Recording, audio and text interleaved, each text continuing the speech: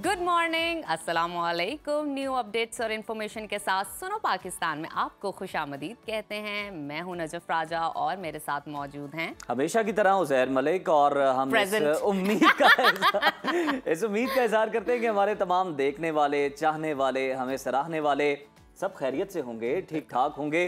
तो हम हमेशा की तरह आपके लिए लाए हैं इन्फॉर्मेशन और एंटरटेनमेंट से सजा एक और शो, जिसमें सबसे पहले बात होगी मुल्क भर में मौसम की ताज़ा सूरत हाल की, और आपको ये भी बताएंगे कि स्मॉग के तेजी से बढ़ते हुए रोग के क्या असरात दिखाई दे रहे हैं। और डायबिटीज़ के आलमी दिन के हवाले से भी बातचीत करेंगे आज के प्रोग्राम में, अहम सेगमेंट में। और इसके अलावा आपको बताएंगे कि अदालती इस्लाहात के बाद मईशत तो बेहतरी की तरफ गामजन है, मगर पीटीआई ने एक बार फिर सड़कों पर आने का फाइनल कॉल दे दी है। आज के प्रोग्राम में आपको कुछ दिलचस्प हकाइक बताएंगे 19 से 22 नवंबर तक कराची में मुनक्किद होने वाली 12वीं आइडियाज नुमाइश के बारे में, और साथ ही साथ जानेंगे कि शोबिस की दुनिया में आजकल कौन सी खबरें इन हैं और कौन सी खबरें गर्म हैं। लेकिन उसके लिए आपको देखना होगा सुनो पाकिस्तान कंप्लीट शो। और अगर कोई सेगमेंट रह जाता है तो सोशल मीडिया अकाउंट्स पे जाइए, यूट्यूब, फेसबुक और इंस्टा को फॉलो कीजिए, सब्सक्राइब कीजिए, वहां पे कमेंट कीजिए, हमें बताइए क्या आपको अच्छा लगा। हालांकि हमें यकीन है कि आपने ट्यून इन कर लिया होगा। हाँ। जो ही 9:03 हुए होंगे आपने सुनो न्यूज लगा लिया होगा और सुनो पाकिस्तान को ट्यून इन कर लिया होगा।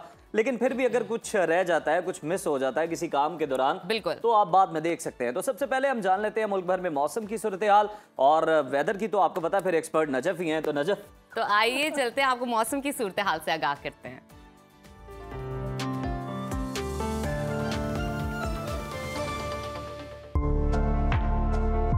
मुल्क के बेशतर इलाकों में मौसम तब्दील हो रहा है और सर्दी की लहर शुरू होने लगी है। बलाई इलाकों में तेज हवाओं और गरज चमक के साथ बारिश और पहाड़ों पर बर्फबारी का सिलसिला जारी है, मगर महकमा मौसमियात ने आज से बलाई पंजाब और खैबर पख्तूनख्वा के कुछ इलाकों में अब्र रहमत की नवीद सुना दी है और गरज चमक के साथ बारिश की पेशगोई की है। ताहम पंजाब और सिंध के मैदानी इलाकों में स्मोग का राज बरकरार रहेगा। और आज मुल्क के मुख्तलिफ शहरों में मौसम की क्या सूरत हाल है, आइए जानते हैं। सबसे पहले रुख करते हैं गिलगित बल्तिस्तान का, जहां मतला अबर आलूद रहेगा। गिलगित में ज्यादा से ज्यादा दर्जा हरारत 19 और कम से कम 6 डिग्री रहने का इम्कान है। स्कर्दू की बात कर लेते हैं। स्कर्दू में एक बार फिर पारा नुक्ता अंजमात पर गिर गया और ज्यादा से ज्यादा दर्जा हरारत 12 डिग्री रहने की तवक्को है। महकमा मौसमियात ने आइंदा 24 घंटों के दौरान गिलगित बल्तिस्तान में चंद मकामात पर बारिश और पहाड़ों पर बर्फबारी का इम्कान जाहिर किया है। इंतजामिया की जानिब से शहरियों को मोहतात रहने की हिदायत की गई है। और अब जिक्र कर लेते हैं आज़ाद कश्मीर का, जहां सारा दिन बादल छाए रहेंगे। दारुल हुकूमत मुजफ्फराबाद में ज्यादा से ज्यादा दर्जा हरारत 23 और कम से कम 10 डिग्री रहने की तवक्को है। मौसम का हाल बताने वालों ने आइंदा 24 घंटों के दौरान आज़ाद कश्मीर के कुछ इलाकों में बारिश और पहाड़ों पर बर्फबारी की पेशगोई की है। और अब आगे बढ़ते हैं, आपके साथ जिक्र करते हैं खैबर पख्तूनख्वा का,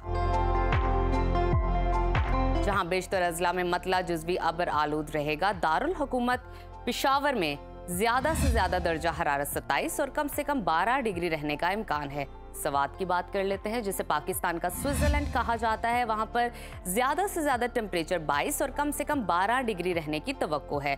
महकमा मौसमियात ने आइंदा 24 घंटों के दौरान पेशावर, नौशहरा, मानसहरा, एबटाबाद, चित्राल, सवात समेत दीगर इलाकों में बारिश और पहाड़ों पर बर्फबारी का इम्कान जाहिर किया है। शहरियों को खराब मौसम के दौरान एहतियाती तदाबीर इख्तियार करने की हिदायत की गई है। और अब रुख कर लेते हैं सुबह पंजाब का, जहां ज्यादातर अजला में मौसम खुश्क रहेगा। बागों के शहर लाहौर में ज्यादा से ज्यादा दर्जा हरारत 25 और कम से कम 17 डिग्री रहने का इम्कान है। वफाकी दारुल हुकूमत इस्लामाबाद का जिक्र करें तो वहां पर कम से कम टेम्परेचर 11 और ज्यादा से ज्यादा 26 डिग्री रहेगा। मुल्तान में कम से कम पारा 16 और ज्यादा से ज्यादा 27 डिग्री रहने की तवक्को है। महकमा मौसमियात के मुताबिक आइंदा 24 घंटों के दौरान पंजाब के बेशतर इलाकों में स्मोग और धुंध का राज रहेगा। ताहम इस्लामाबाद, लाहौर, मरी, खित्ता पोटोखार, मियांवाली, सरगोदा और सहराए थल में बारिश हो सकती है। और अब आपको लिए चलते हैं सुबह बलोचिस्तान की तरफ,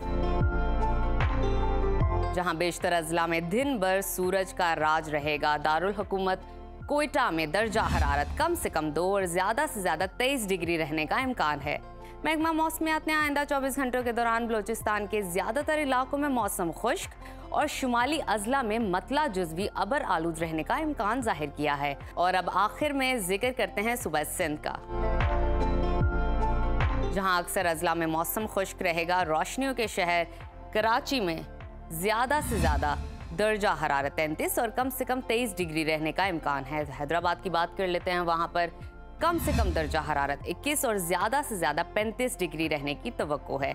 महकमा मौसमियात के मुताबिक आइंदा 24 घंटों के दौरान सिंध के बेशतर अजला में मौसम खुश्क रहेगा, जबकि सखर, लाड़काना, कश्मोर, खैरपुर और गिरदो नवा में धुंध की पेशगोई की गई है।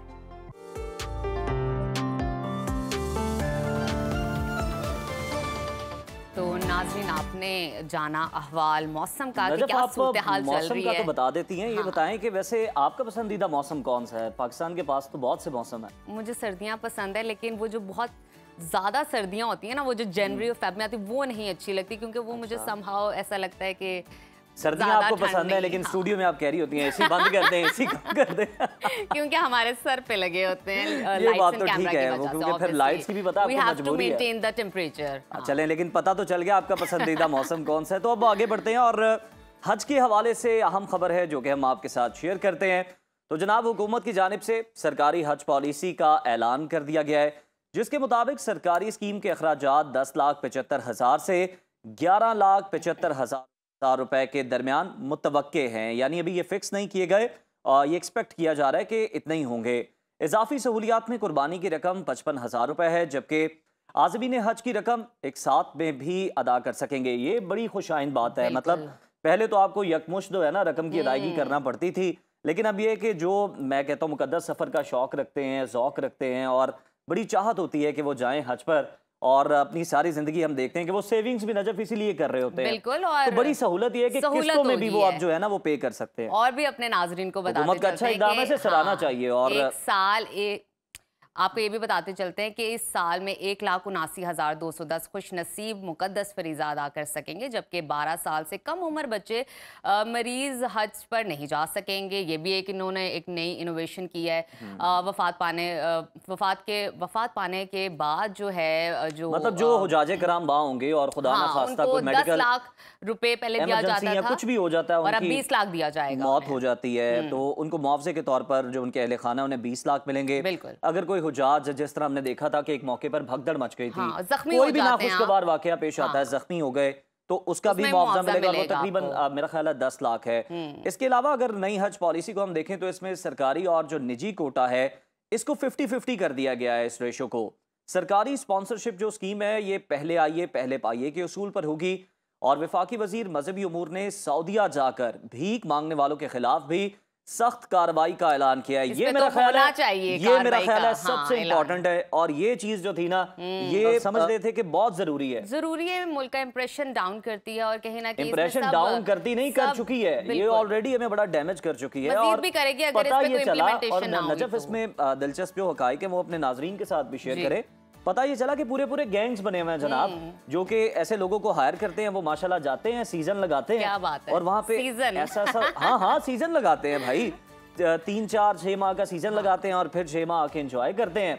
और जिन लोगों ने भेजा होता है उनको भी अपना भरपूर वो हिस्सा देते हैं, उसमें से शेयर देते हैं, और इसी तरह से ये कारोबार चल रहा था। लेकिन हमने देखा कि फिर सऊदी अरब की जानिब से इस पर बड़ा पाकिस्तान के साथ ये मामला उठाया गया।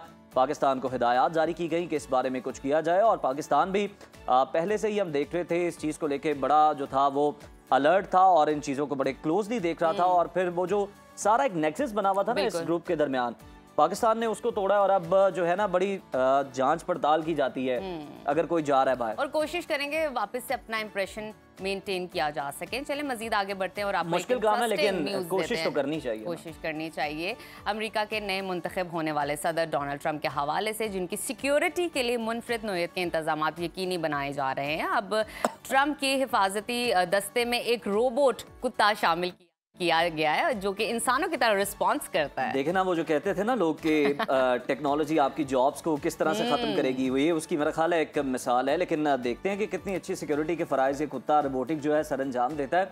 बोस्टन डायनामिक्स नामी कंपनी का ये तैयार करदा हाईटेक रोबोटिक कुत्ता है जिसे मुख्तलिफ जावियों से आजमाया जा चुका है, और आप देख भी सकते हैं अपनी टेलीविजन स्क्रीन पर। और माहिरीन ने इसे अपने काम के लिए परफेक्ट करार दिया है, यानी इसमें कोई गलती का मार्जिन नहीं है, कुछ नहीं है, परफेक्ट है। ये रोबोटिक कुत्ता डोनाल्ड ट्रंप की जागीर के मुख्तलिफ हिस्सों की निगरानी करता है और हाई अलर्ट की सूरत में फौरी तौर पर रिस्पॉन्स भी दे देता है। और आपको बताते चलें कि अमेरिकी सदर के मनसब पर दोबारा मुंतखब होने वाले बुनियादी तौर पर डोनाल्ड ट्रंप की सिक्योरिटी को बेसिकली अपग्रेड किया गया है, क्योंकि डोनाल्ड ट्रंप पर इंतखाबी मुहिम में उन पर जो हमला हुआ था उसके हवाले से ये चीज़ ज़रूरी समझी गई कि उनकी सिक्योरिटी को अपग्रेड किया जाए, उनके हिफाजती इकदाम को यकीनी बनाया जाए ताकि वो महफूज रह सकें। तो बिल्कुल अब देखते हैं कि वो डोनाल्ड ट्रंप के फराइज ये रोबोटिक कुत्ता किस तरह सर अंजाम देता है उनकी जागीर में घूमते फिरते। हाँ। लेकिन हमें अपनी जो हिफाजत है वो बड़ी जरूरी करनी है स्मोक के हवाले और देखे ना जो फॉग और हम देखते हैं कि धुएं की आमेजिश है ना, जो इसका इम्तजाज है स्मॉग, ये हमारे लिए बहुत बड़ा रोक है। लाहौर की बात करें, मुल्तान की बात करें, पेशावर करें, मुतादिद जो अजला हैं वो दुनिया के आलूदा तरीन शहरों में सरफहरिस्त हैं और स्मोक से निज़ाम ज़िंदगी हमारा शदीद मुतासिर हो चुका है। स्मोक से निज़ाम ज़िंदगी जैसे बताया गया शदीद मुतासिर हो चुका है और फ़िज़ाई मियार इंतहाई मुज़र सेहत हो चुका है। और ये जो मामला आते हैं जैसे कि बताया गया लाहौर, मुल्तान, पेशावर समेत मुतादिद जो इलाकों में ये चीज़ हो रही है। महकमा सेहत पंजाब के मुताबिक गुज़श्ता 24 घंटों के दौरान पंजाब के मुख्तलिफ अस्पतालों में तकरीबन 93,500 से ज़्यादा मरीज सामने आए हैं, यानी कि इतनी बड़ी तादाद है। और इनमें से ज़्यादातर नज़ला, ज़ुकाम, खांसी की शिकायत के साथ अस्पताल पहुंचे और सांस की तकलीफ के तकरीबन 6,000, दिल की बीमारियों के 550 और फालिज के 400, जबकि आंखों की बीमारियों में मुब्तला 748 मरीज हैं जो कि अब तक रिपोर्ट हुए हैं और वो तादाद अलग है नजफ जो रिपोर्ट नहीं हुई, जो अस्पतालों में भी नहीं पहुंचे।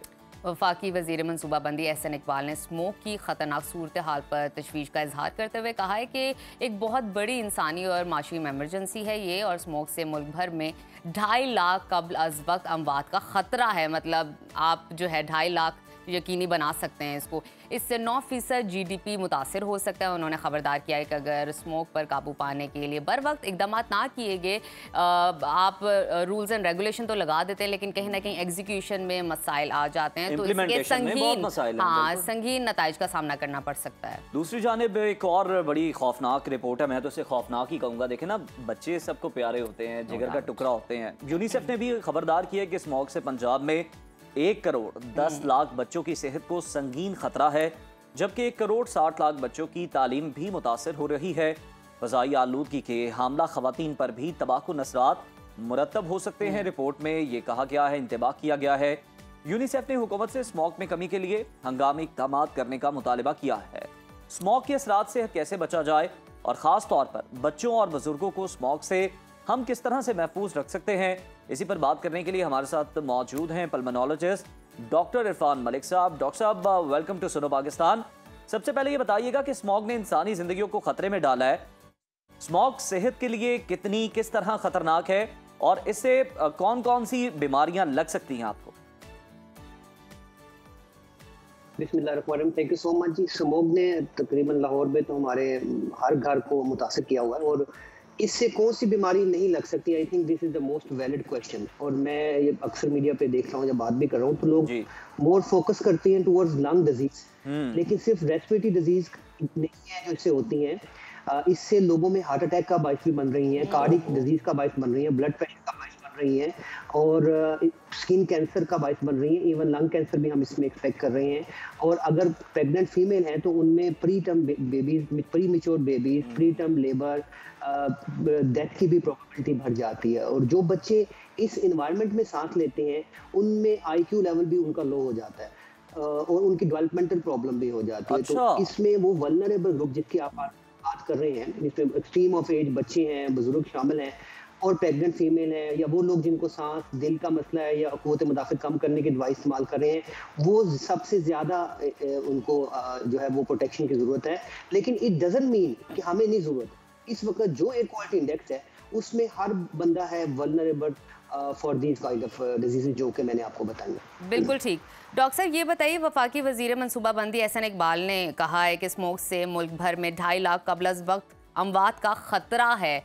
आपने बता तो दिया ये एज, हर एज के लिए ये नुकसानदेह, लेकिन ये भी बताइए कि इतनी ज़्यादा एस्टीमेट अगर लगाया जा रहा है अमवात के हवाले से, तो ये किस हद तक मुज़र सेहत और इससे बचा कैसे जा सकता है?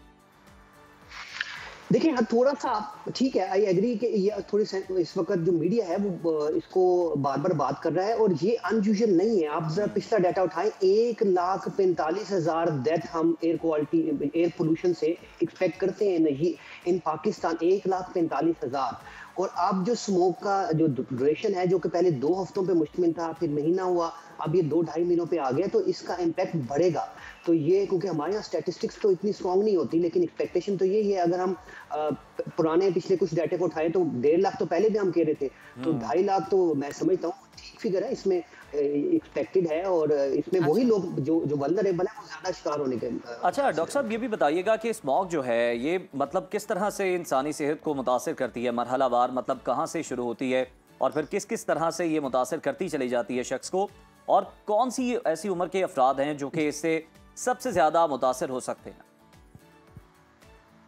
जी जी, अच्छा चलिए एक इम्पॉर्टेंट पॉइंट मैं यहाँ बता दूं कि हम वेबसाइट पे भी देख रहे होते हैं तो हम मोर फोकस कर रहे होते हैं टुवर्ड एयर क्वालिटी इंडेक्स जो कि 500 क्रॉस कर गया, 600 क्रॉस कर गया।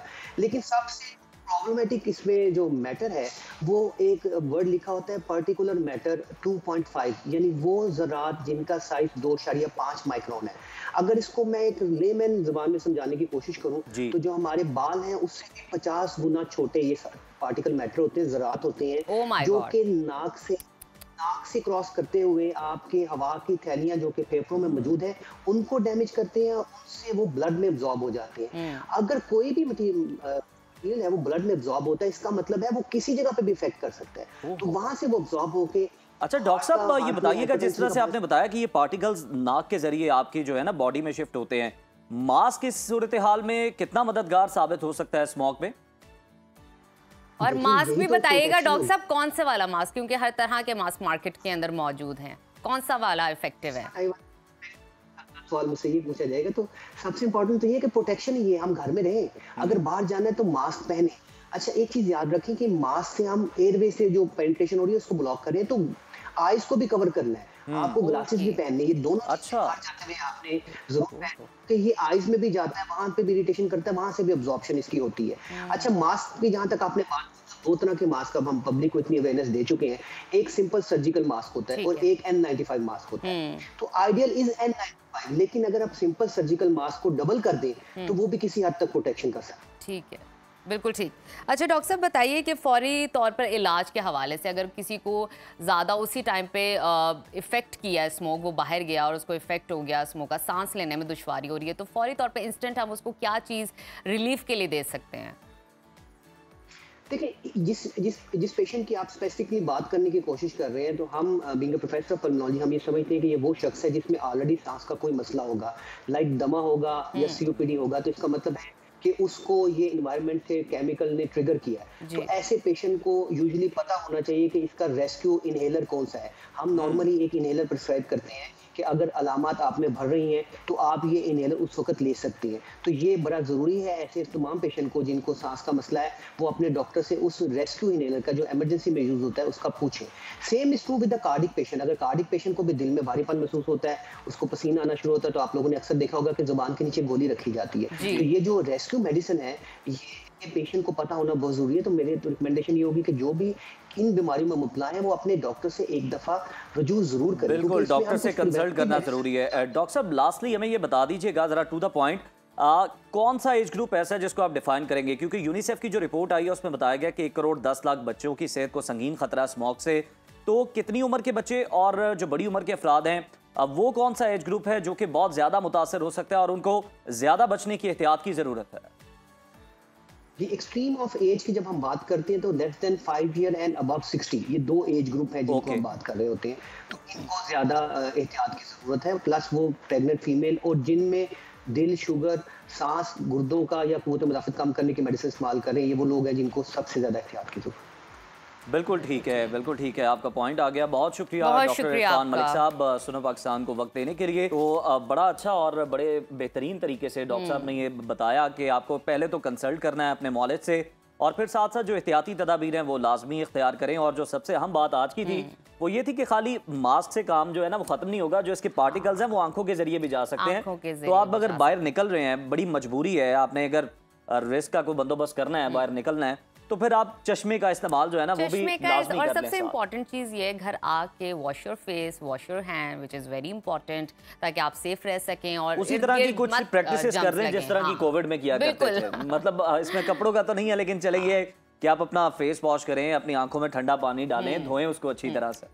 और अभी वक्त हुआ है छोटी सी ब्रेक का। आपने कहीं नहीं जाना, क्योंकि अभी ब्रेक से वापस आके बहुत सारे सेगमेंट्स आपके लिए बाकी हैं। बड़े इंटरेस्टिंग सेगमेंट्स हैं, देखते रहिए सुनो पाकिस्तान।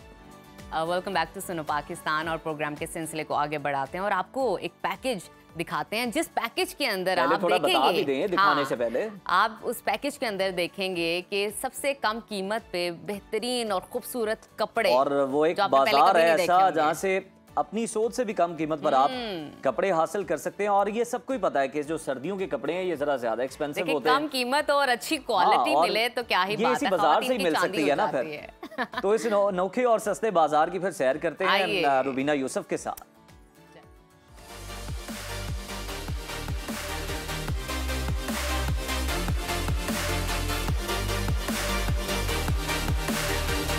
आज हम लाहौर की सबसे बड़ी और सबसे सस्ती कपड़े की मार्केट आज़म मार्केट में मौजूद हैं। और यहाँ पर आप मेरे चारों तरफ रश देखकर भी अंदाज़ा लगा सकते हैं कि कितनी सस्ती मार्केट है। और सस्ती मार्केट हो और वहाँ पर ख़वातीन ना हो, और मैं भी बहुत एक्साइटेड हूँ और मेरे जो चेहरे की मुस्कुराहट है वो भी दुबाला हो चुकी है। आज हम मार्केट का विजिट करते हैं, डिफरेंट शॉप्स को देखते हैं, उसमें किस तरह का कपड़ा है और ब्राइडल सूट, फॉर्मल बियर्ड और नॉन बियर्ड, जॉर्जेट का सारी क्वालिटी यहाँ पर कहा जाता है कि मौजूद है। मेरे साथ रहेगी और साथ ही साथ में हम लोगों से बात भी करते हैं कि वो कितना सेटिस्फाइड है।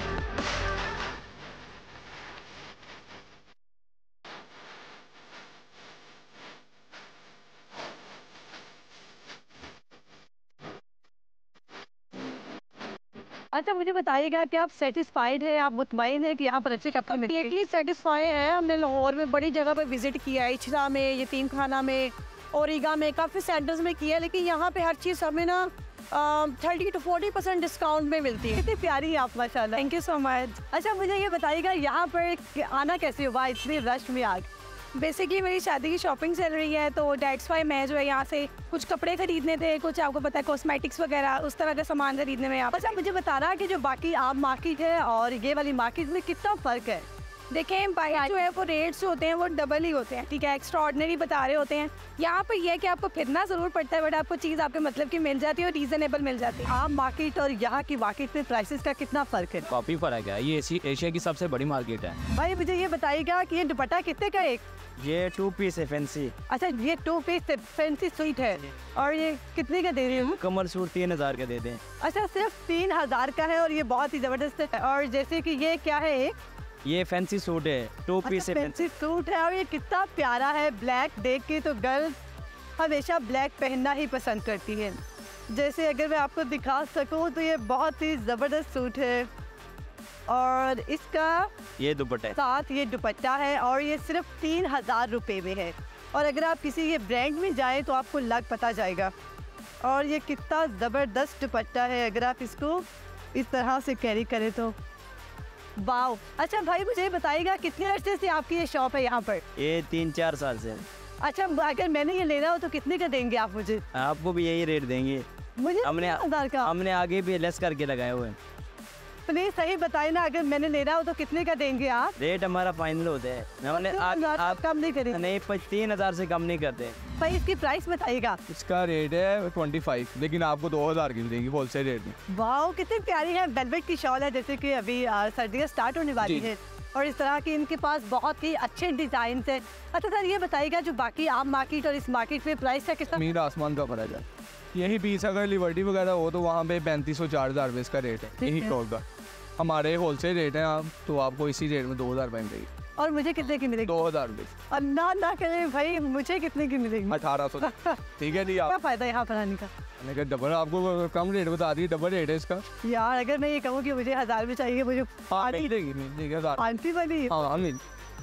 ये मैंने पास ही रखी हुई अपने 1000 वाली। 1000 वाली शॉल इन्होंने मुझे दिखा दी है। ऐसी खवातीन जो आके बहुत ज़्यादा बार्गेनिंग करती है, जी हमें ये चीज़ इतने की चाहिए, तो उनके पास हर किस्म की वैरायटी है। जैसे मैंने कहा मुझे 1000 में चाहिए, तो उन्होंने मुझे 1000 में ये शॉल दिखा दी है। अच्छा भाई, मुझे आपकी शॉप पर बस सिर्फ मेहंदी का स्टॉक नजर आ रहा है, जैसे कि वैसे ही हमारे पास जो है ना मेहंदी के लहंगे होते हैं, उसका मुकम्मल 3 पीस भी मिल जाता है। ठीक है, जैसे कि आपको दिखाते हैं, बस 1-2 लहंगे जो है ना मुकम्मल 3 पीस जो है ना उसको बना के दिखा दो।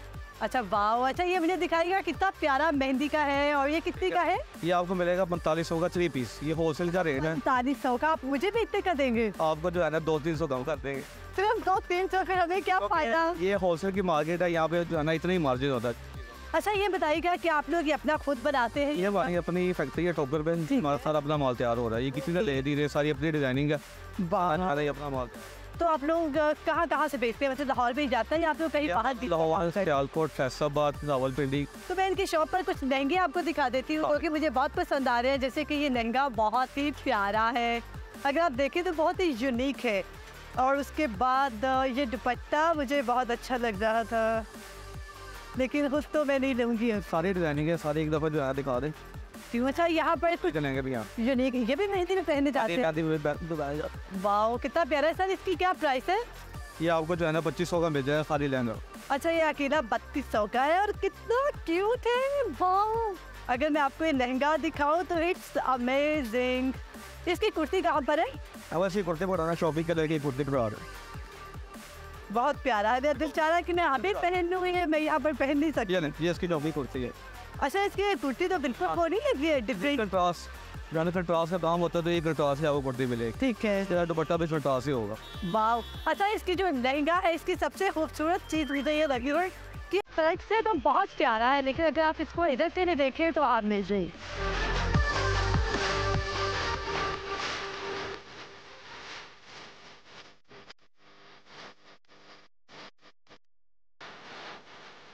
अच्छा ये ब्राइडल लहंगे और बहुत प्यारी प्यारी फ्रॉक्स और इस तरह के फॉर्मल वियर्स मुझे नजर आ रहे हैं।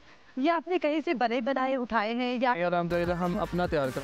अच्छा आप लोग उनका अपना बनता है, तो आपने अपने घर पर कोई यूनिट बनाया हुआ है या कहीं सेपरेटली? ये सेपरेटली बनाया हुआ। कितना मुनाफा कमा लेते हैं आप एक सूट के पीछे? अल्हम्दुलिल्लाह, शुक्र अल्लाह का, अल्हम्दुलिल्लाह अच्छा ले रहे हैं हम लोग।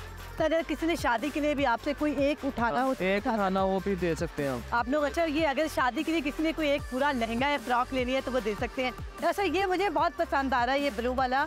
हम अगर इसको आपकी दिखाएंगे तो इसकी क्या प्राइस है? इसकी प्राइस है कि अगर आप होलसेल में बंडल का रेट पूछ रहे हो, इसकी प्राइस है 6500। ठीक है, और अगर हम सिंगल उठाएं, सिंगल पीस लेंगे तो फिर हम आपको रेट उसी हिसाब से बताएंगे, एक पीस के हिसाब से बताएंगे। Okay ji, thank you so much. यहाँ पर मैं आपको दिखाती हूँ कुछ ये फॉर्मल वियर्स से। इनकी प्राइस क्या है सर? इसकी प्राइस है 6500। अच्छा ये 6500 का है, और उसके बाद हर तरह हर किस्म के यहाँ पर कपड़े पड़े हुए हैं। और जैसे कि मुझे ये लहंगा बहुत पसंद आया हुआ है, ये मैक्सी है। ये अच्छा ये मैक्सी है, और इसका दुपट्टा है, और ये कितनी प्यारी है। अच्छा अगर मुझे ये खरीदनी होगी तो कितने की देंगे आप? अगर आपने लेनी होगी हम आपको फुल एंड फाइनल 8000 में देते। अच्छा अगर ये एक पीस अगर आप, यार ये 8000 बहुत ज़्यादा है, फिर मुझे क्या फ़ायदा यहाँ पर आने का? इंशाल्लाह आपको फ़ायदा ही होगा। ये बाज़ार में आपको आप लेने जाएंगी ना, ये पंचोन के शॉप से, रिटेल की शॉप से, उधर भी आपको मिलेगा 15000 20000 का मिलेगा एक पीस। ठीक है जी। बाकी ही जो चीज़ें हैं वो बहुत ही ज़बरदस्त है, और इन पर फाइन वर्क हुआ हुआ है और बहुत ही मुनासिब कीमत है। और जैसे कि आजकल महंगाई का दौर है और चीज़ें देना एक इम्पॉसिबल सी बात है, तो आप लोग थोड़ा सा सफ़र करें, आज़म मार्केट में आए और अपनी पसंद के कपड़े ख़रीदें। और अगर आप घर पर बैठे कोई बिज़नेस भी स्टार्ट करना चाहते हैं तो यहाँ पर हर किस्म का स्टॉक अवेलेबल है। तो उम्मीद है कि आपको ये आज का सेगमेंट बहुत पसंद आया होगा। ऐसे ही सेगमेंट्स देखने के लिए देखते रहिए सुनो पाकिस्तान। रुबीना ने तो बड़े अच्छे बाजार की सैर करवाई है। अच्छा इस सेंस में है कि मतलब वहाँ पे कोई बड़ा फैंसी बाजार नहीं है, लेकिन अच्छा इस सेंस में है कि सस्ती चीज़ें मिल रही हैं। देखिए महंगाई का दौर है और हर तरफ आप जहाँ भी जाएं तो महंगाई है, घर से निकलते ही अखराजात हैं। लेकिन ये ऐसी जगह थी जहाँ पर सस्ती अशिया मुयस्सर हैं और वैरायटी बहुत ज़्यादा है आपके पास। और उज़ैर आजकल किसका दिल नहीं करता कि वो बेहतरीन खूबसूरत और अच्छे लिबास पहने, लेकिन कम कीमत पर, स्पेशली महंगाई है। और देखिए आगे वैसे भी शादियों का सीजन है, आप भी इस बारे में गौर व फिक्र करें थोड़ा सा। मेरी फैमिली में फिलहाल कोई नहीं है, तो अभी वक्त है छोटी सी ब्रेक का, आपने कहीं नहीं जाना, देखते रहिए सुनो पाकिस्तान। वेलकम बैक नाजरीन।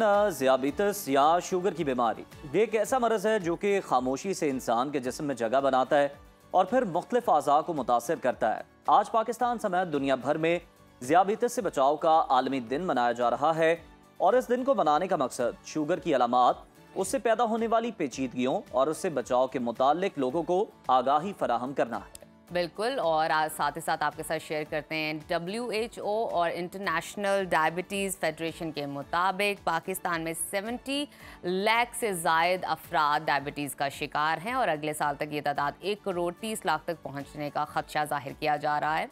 रवां साल जारी होने वाले एक कौमी सर्वे में ये बात तस्दीक के तौर पर शामिल की गई है कि पाकिस्तान की कुल आबादी का 26% यानी हर तीसरा शख्स इस खतरनाक बीमारी का शिकार है।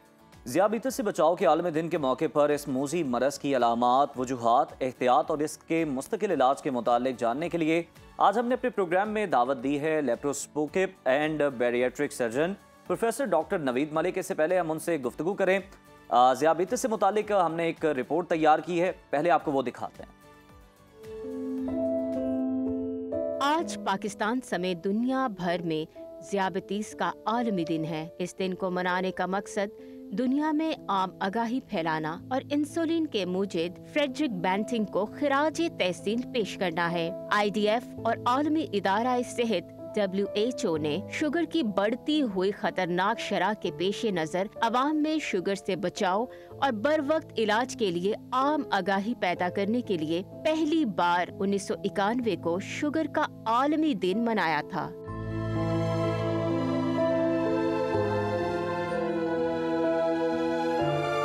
ज़ियाबतीस एक ऐसी कैफियत है जिसमें इंसानी खून में ग्लूकोज की मिकदार कहीं बढ़ जाती है। इस वक्त पाकिस्तान, चीन और भारत के बाद ज़ियाबतीस के मरीजों की तादाद के लिहाज से दुनिया में तीसरे नंबर पर है। देही इलाकों की निस्बत शहरों में इस मर्ज में मुब्तला अफराद की शरह कहीं ज्यादा है, जो देहात में 1.6%, जबकि शहरों में 15.1% है। तो नाज़रीन, आपने रिपोर्ट देखी, अब डायरेक्टली डॉक्टर साहब की तरफ चलते हैं। डॉक्टर साहब, आप बताइएगा कि आज एक आलमी दिन है डायबिटीज़ का, बताएंगे इस हवाले से क्या कहेंगे, बेसिकली शुगर क्या है और ये किस तरह मुतासिर करती है इंसान के जिस्म को?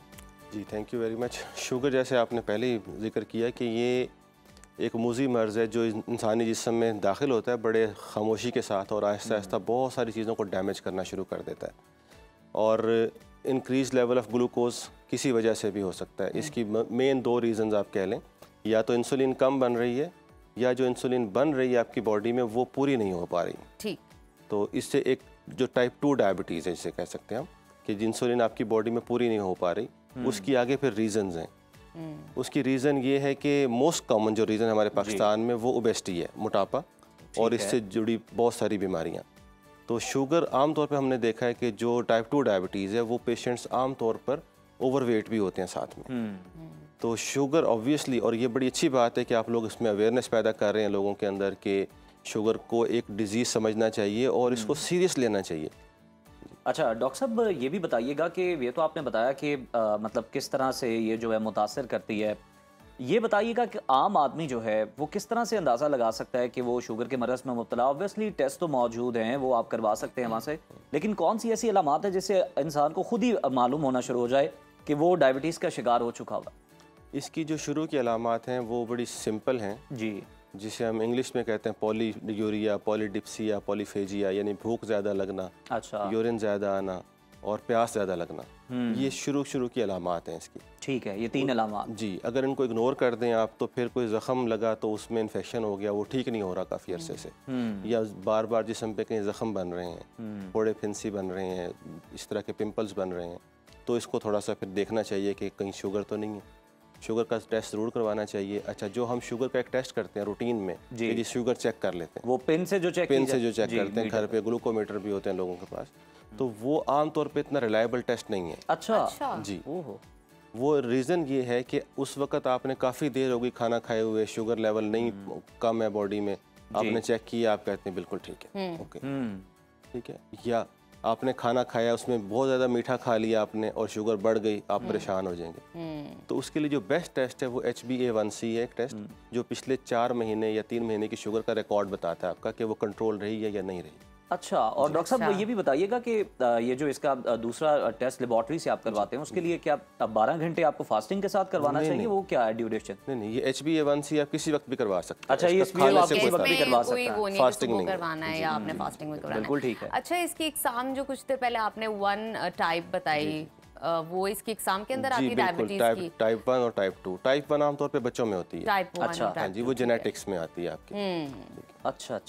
अच्छा, मुझे ना वजूहात के बारे में जानना है और हमारे नाजरीन को भी डेफिनेटली जानना है कि डायबिटीज़ की वजूहात क्या होती हैं, किस तरह का फूड इस चीज़ की तरफ आपको लेकर जाता है?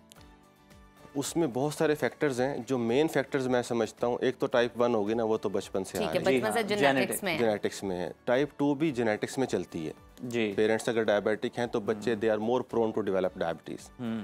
उसके बाद हमारे आजकल के जो जंक फूड्स और सेडेंटरी लाइफस्टाइल, ये बहुत इंपॉर्टेंट है कि आप जो खा रहे हैं। मैं हमेशा कहता हूँ, अगर आपकी बॉडी की नीड फॉर एग्जांपल आधी चपाती है जी और आप 1 चपाती खा रहे हैं, अच्छा। या 1 चपाती जितनी कैलोरीज ले रहे हैं, तो वो आधी चपाती जो एक्स्ट्रा ले रहे हैं वो फैट बन रही है। राइट।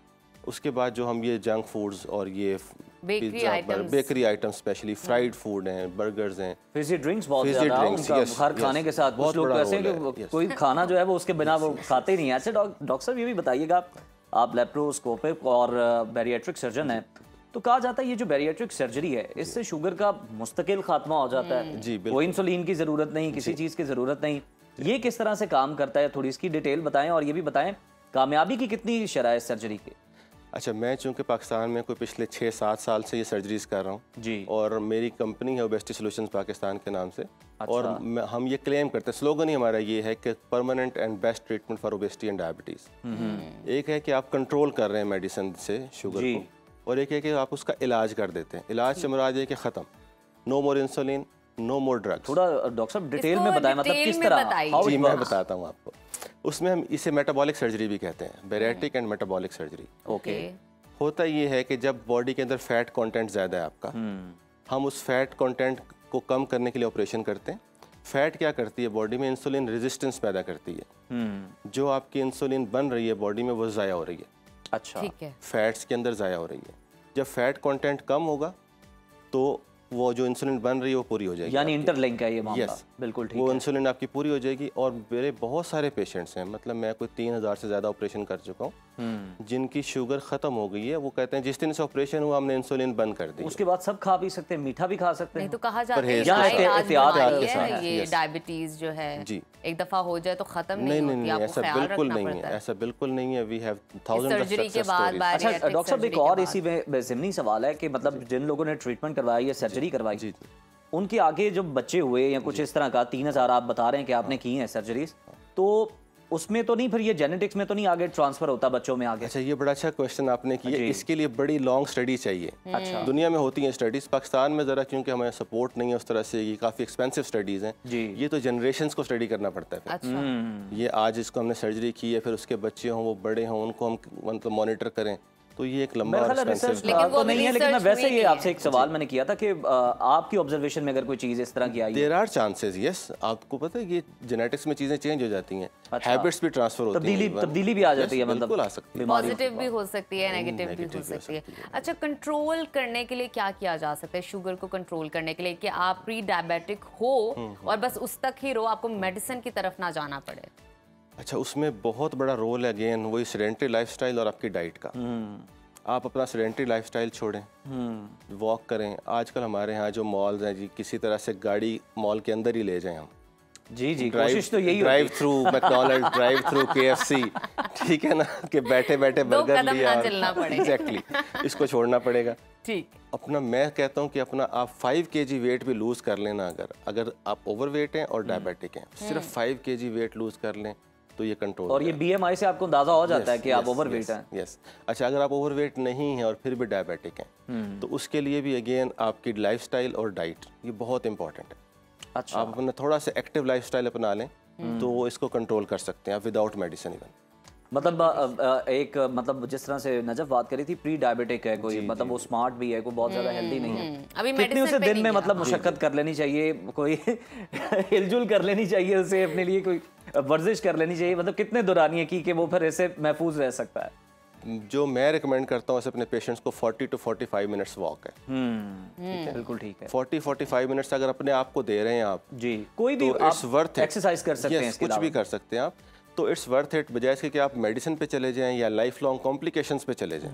लोग असल में इसको लिफ्ट नहीं कराते। लोग कहते हैं डॉक्टर साहब के पास आए हैं तो ये कोई ऐसा जादू कर दें कि हम ठीक हो जाएं। अच्छा, मेडिसिन सही कर दें। और डॉक्टर साहब ये भी बता दें, आगाही का दिन है, किस तरह से मजीद जो है हम अपना रोल प्ले कर सकते हैं लोगों को इससे मुतालिक आगाही देने में, क्या मैसेज आप देना चाहेंगे? ये एक तो जो आप कर रहे हैं ये बहुत अच्छी, मेरा ख्याल है ये सर्विस है और नेकी है कि लोगों में अवेयरनेस पैदा करें हम कि ये डायबिटीज़ वाकई एक बीमारी है और इसका इलाज मुमकिन है जी। और इसके इलाज के लिए हमें एक लंबी दौड़ लगानी पड़ेगी जिसमें हम डॉक्टर्स और पेशेंट हमें सपोर्ट करेंगे साथ साथ। सही। तो इसके साथ हम इंशाल्लाह ताला अच्छा, लोगों के ज़हन में ना ये सवाल भी नजर आ रहा होगा जो टीवी देख रहे हो कि सर ये सर्जरी कितनी कॉस्टली है, ये भी जरा बता दें थोड़ा सा। अच्छा, बिल्कुल, ये थोड़ा एक्सपेंसिव प्रोसीजर है। अच्छा। लेकिन अगेन अगर इसे कैलकुलेट करें ना आप जी कि आप लाइफ लॉन्ग इंसुलिन ले रहे हैं, हाँ जी, और उस इंसुलिन के लेने के बावजूद आपके ऑर्गन्स डैमेज होते जा रहे हैं। ओहो, इंसुलिन के बावजूद आपके ऑर्गन डैमेज हो रहे हैं। शुगर आपको डैमेज कर रही है, डायबिटिक रेटिनोपैथी, आंखें खराब हो रही हैं, डायबिटिक नेफ्रोपैथी, किडनीज खराब हो रहे हैं, डायबिटिक वेस्कुलोपैथी, खून की नालियाँ खराब हो रही हैं, हार्ट अटैक, फॉलेज, इन सब का रिस्क साथ साथ चल रहा है। अच्छा, even with all these medicines. बिल्कुल ठीक। ठीक है, उसको आप छोड़ देते हैं अगर एक सर्जरी कराकर इनसे जान छूट जाए, आपकी रिस्क खत्म हो जाए, शुगर खत्म हो जाए। एस्टिमेटेड क्या है? यस, एस्टिमेटेड कॉस्ट तकरीबन हम जो प्राइवेट हॉस्पिटल में चार्ज करते हैं तो 8 से 10 लाख है। ठीक है। और जो हम चैरिटी हॉस्पिटल में चार्ज करते हैं वो कुछ 4-4.5 लाख है। अच्छा, मुझे ये बताइए, क्या इस तासुर में, इस पर्सपेक्टिव में कितनी हकीकत है कि ये स्ट्रेस से भी प्रोवोक होती है डायबिटीज? यस, बिल्कुल। फिजिकल एक और तो खाना पीना है, स्ट्रेस से भी होती है। बड़ा हम ये नुक्ता है वैसे। ये दोनों स्ट्रेस जो है ना, physical stress and mental stress, अच्छा, ये दोनों इसको एनहांस करते हैं। अच्छा, हमें अभी तक मेंटल का ही पता था। नहीं, फिजिकल स्ट्रेस से क्या मुराद है? ये नहीं कि आप जिम कर रहे हैं, एक्सरसाइज कर रहे हैं, वो नहीं। ट्रॉमा, यस, ये बड़ा अच्छा आपने डिफरेंशिएट किया। ट्रॉमा, हाँ, सर्जिकल ट्रॉमा, उससे डायबिटीज वर्स हो जाती है और अनकंट्रोल होती है। हम जितने पेशेंट्स को ऑपरेट करते हैं ना जी, नॉट फॉर दिस सर्जरी, किसी भी और प्रोसीजर के लिए, तो उनकी डायबिटीज़ को हम कंट्रोल करने के लिए इंसुलिन पे शिफ्ट करते हैं उनको। अगर वो पहले मेडिसिन ले रहे हैं तो हम चाहते हैं कि किसी का हमने इंसिजन दिया, कट लगाया, तो हम उसकी शुगर बेहतर कंट्रोल करें विद इंसुलिन। ठीक है, बहुत शुक्रिया डॉक्टर साहब आपके वक्त का और सुनो पाकिस्तान में आपकी आमद का। और नाज़रीन, ये आपने हमारा सेगमेंट देखा और हमने कोशिश की कि आपको आगाह किया जाए कि किस तरह से मतलब आप वो 8-10 लाख के खर्चे पे, तो वो अगर तो मजबूरी है तो जाना पड़ेगा आपको, लेकिन आप खुद को जो है ना वो कोई एक्सरसाइज का आदी बनाएं, अपनी बॉडी को, हाँ जी, अपनी कुछ आदत में तब्दीलियां लेकर आएँ तो आप इससे बच सकते हैं, जो कि एक बड़ा मरज़ है शुगर और बहुत सी बीमारियों को जन्म देता है। तो अभी हम एक ब्रेक शामिल करते हैं, ब्रेक के बाद वापस आते हैं। स्टे विद अस। सुनो पाकिस्तान में आपको दोबारा से खुशामदीद कहते हैं और अब बढ़ते हैं मुल्क की सियासत की तरफ। तो एक बार फिर पीटीआई ने सड़कों पर आने की अपनी तैयारी शुरू कर दी है। जिस कॉल का इंतजार था वो दे दी गई है और इसे फाइनल कॉल कहा जा रहा है, जो कि बानी पीटीआई की जानिब से आई है। साबिक वज़ीर आज़म की हमशीरा अलीमा खान ने मीडिया से गुफ्तगू करते हुए ये पैगाम पहुंचाया और बताया कि बानी पीटीआई ने इस्लामाबाद मार्च के लिए फैसला कुन और फाइनल एहतजाज की कॉल दे दी है। 24 नवंबर की तारीख है और पाकिस्तान समेत दुनिया भर में एहतजाज किया जाएगा। अलीमा खान की जानिब से ये बताया गया और जो मुतालिबात हैं तहरीक इंसाफ के, उनकी मंजूरी तक ये एहतजाज जारी और सारी रहेगा। और इसके साथ साथ आपको बताते हैं, अडयाला जेल के बाहर मीडिया से गुफ्तगू करते हुए वकील फैसल चौधरी ने बताया बानी पीटीआई से 3 मुतालबात दिए गए हैं। एक कमेटी भी बना दी गई है जिसको सूरत हाल के मुताबिक फैसला करने का इख्तियार होगा। बानी की कॉल पर खैबर पख्तूनख्वा के वज़ीर आला अली अमीन गंडापुर सबसे आगे हैं और उनके बारे में ये कहा भी जा रहा था कि वो ही लीड करेंगे एहतजाज को। उन्होंने ये दावा किया है कि तैयारियां मुकम्मल हैं, हिकमत अमली भी बन गई है और मुतालिबात की जो मंजूरी है वो जब तक नहीं होगी वापसी का सोचे भी मत। पीटीआई के ऐलान के बाद अब हुकूमत ने भी कमर कस ली है और कानून तोड़ने वालों से सख्ती से निपटने का फैसला किया है। वज़ीर आज़म के मुशीर राना सनाउल्लाह ये कहते हैं कि जब मरने मराने की बातें करेंगे तो फिर तो सख्त कार्रवाई भी होगी और अगर कोई गड़बड़ हुई तो उसके जिम्मेदार बानी पीटीआई होंगे। बिल्कुल, और इसी तमाम सूरत हाल पर बात करने के लिए इस वक्त हमारे साथ तजियाकार मौजूद हैं, माजिद निज़ामी। बहुत शुक्रिया माजिद साहब आपके वक्त का। बानी पीटीआई ने एहतजाज की फाइनल कॉल दे दी है। 24 नवंबर को तहरीक इंसाफ सड़कों पर आ रही है। इस बार आपको क्या लगता है कि तहरीक इंसाफ एहतजाज के लिए कितनी तैयार नजर आ रही है? जी बिल्कुल, तहरीक इंसाफ की जानिब से जो ऐलान किया गया है अगर हम उसको ज़रा तफसील से देखें और उसका जायज़ा लें तो पता चलता है कि इसमें कई खामियां मौजूद हैं। पहली अहम बात यह है कि ये ऐलान पार्टी क़यादत की तरफ से नहीं बल्कि इमरान खान साहब के अहले खाना की तरफ से सामने आया है, जो ये जाहिर करता है कि पार्टी के अंदर सब अच्छा नहीं है और इमरान खान साहब जो मुतालबात मनवाना चाह रहे हैं या उनके जो भी मामलात हैं उनको वो पार्टी रहनुमाओं के थ्रू सामने लाना इसलिए पसंद नहीं कर रहे कि शायद उनका ख्याल है कि वो उनकी हदायत पर उस तरह से अमल नहीं कर रहे। तो ये मुझे ऐसे लगता है कि उन्होंने पार्टी क़यादत की बजाय अपने कारकुनान को डायरेक्ट मुखातिब किया है अपनी हमशीरा अलीमा खान साहिबा के ज़रिए और ये पैगाम दिया है कि अब कारकुन का और लीडर का एक ताल्लुक जो है वो बढ़ेगा और कारकुन लीडर की जो हदायत हैं उन पे अमल करे। ये कारकुनान के लिए एक बड़ा पुरकशिश नारा तो हो सकता है, लेकिन अगर हम इसको थोड़ा सा तज्जियाती तौर पे देखें तो पार्टी स्ट्रक्चर एहतजाजी तहरीकों में बहुत इम्पोर्टेंट होता है। हम ये तवक्को नहीं कर सकते कि एक ऐसी तहरीक जिसका कोई रहनुमा ना हो, उसे कोई लीड करने वाला ना हो, या ऐसी तहरीक जिसके अंदर मामलात को चैनलाइज करने वाला कोई ना हो। मिसाल के तौर पे एहतजाज के बाद मुज़ाकरात कैसे होंगे, किन मुतालबात पर होंगे, कहाँ पर थोड़ा सा पीछे आना है, कहाँ पे आगे जाना है, ये वो सारी पॉलिटिकल मूव्स होती हैं जिसके लिए एक पार्टी में क़यादत की जरूरत होती है। तो अब तहरीक इंसाफ के इस एहतजाज में जो मुझे सबसे बड़ी खामी नजर आ रही है वो ये है कि वो कौन लोग हैं जो इन तीन बड़े मुतालबात के हवाले से सामने आएंगे, और ये मुतालबात भी इतने बड़े हैं कि जिनको देख के नहीं लगता कि हुकूमत इनमें से कोई एक मानेगी। अच्छा माजिद, आपने बड़ी अहम बात की, और ये जो तीन मुतालबात है ना जिसमें मतलब 26वीं तरमीम और चोरीशुदा मैंडेट की वापसी, कारकुनों और रहनुमाओं की रिहाई, आपको लगता है कि ये हुकूमत के लिए काबिल अमल है, हुकूमत इन पर अमल कर सकती है?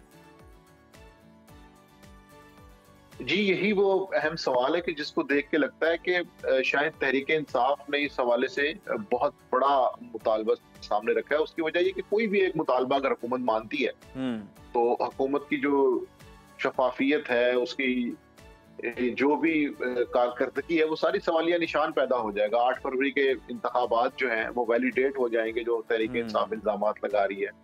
BC में आईनी तरमीम के लिए जितनी तकवदो की गई वो सारा का सारा उसको वापस तो नहीं किया जा सकता। तो मुझे लगता है कि तहरीकों के अंदर कुछ ऐसे मुतालबात भी होते हैं कि जो कि बहुत बड़े होते हैं, लेकिन साथ फिर एहतजाजी तहरीक में कुछ ऐसे मुतालबात भी रखे जाते हैं कि मुज़ाकरात में उनको मनवाया जा सके। मिसाल के तौर पे ये जो कारकुनों की रिहाई वाला मामला है, बिल्कुल ये काबिल अमल हो सकता है, लेकिन अब देखना ये है कि पंजाब की जो स्पेसिफिक सूरत हाल है उसके अंदर हमें ये देखना होगा कि यहाँ से किस तरह से कारकुन मोबिलाइज होगा, क्योंकि खैबर पख्तूनख्वा में तो तहरीक इंसाफ बहुत अच्छे शोज कर चुकी है। अभी ये रिसेंटली सवाबी में जलसा हुआ और वहाँ पे भी तकारीर में लोग आए, गहमा गहमी थी, लेकिन मुझे लगता है कि पंजाब के हवाले से तहरीक इंसाफ की क़यादत अभी कंफ्यूज्ड है, परेशान है, या उनके पास स्ट्रेटजी नहीं है। वो अपनी गिरफ्तारियों की वजह से, रोपोशियों की वजह से उस तरह से एक्टिव नहीं है।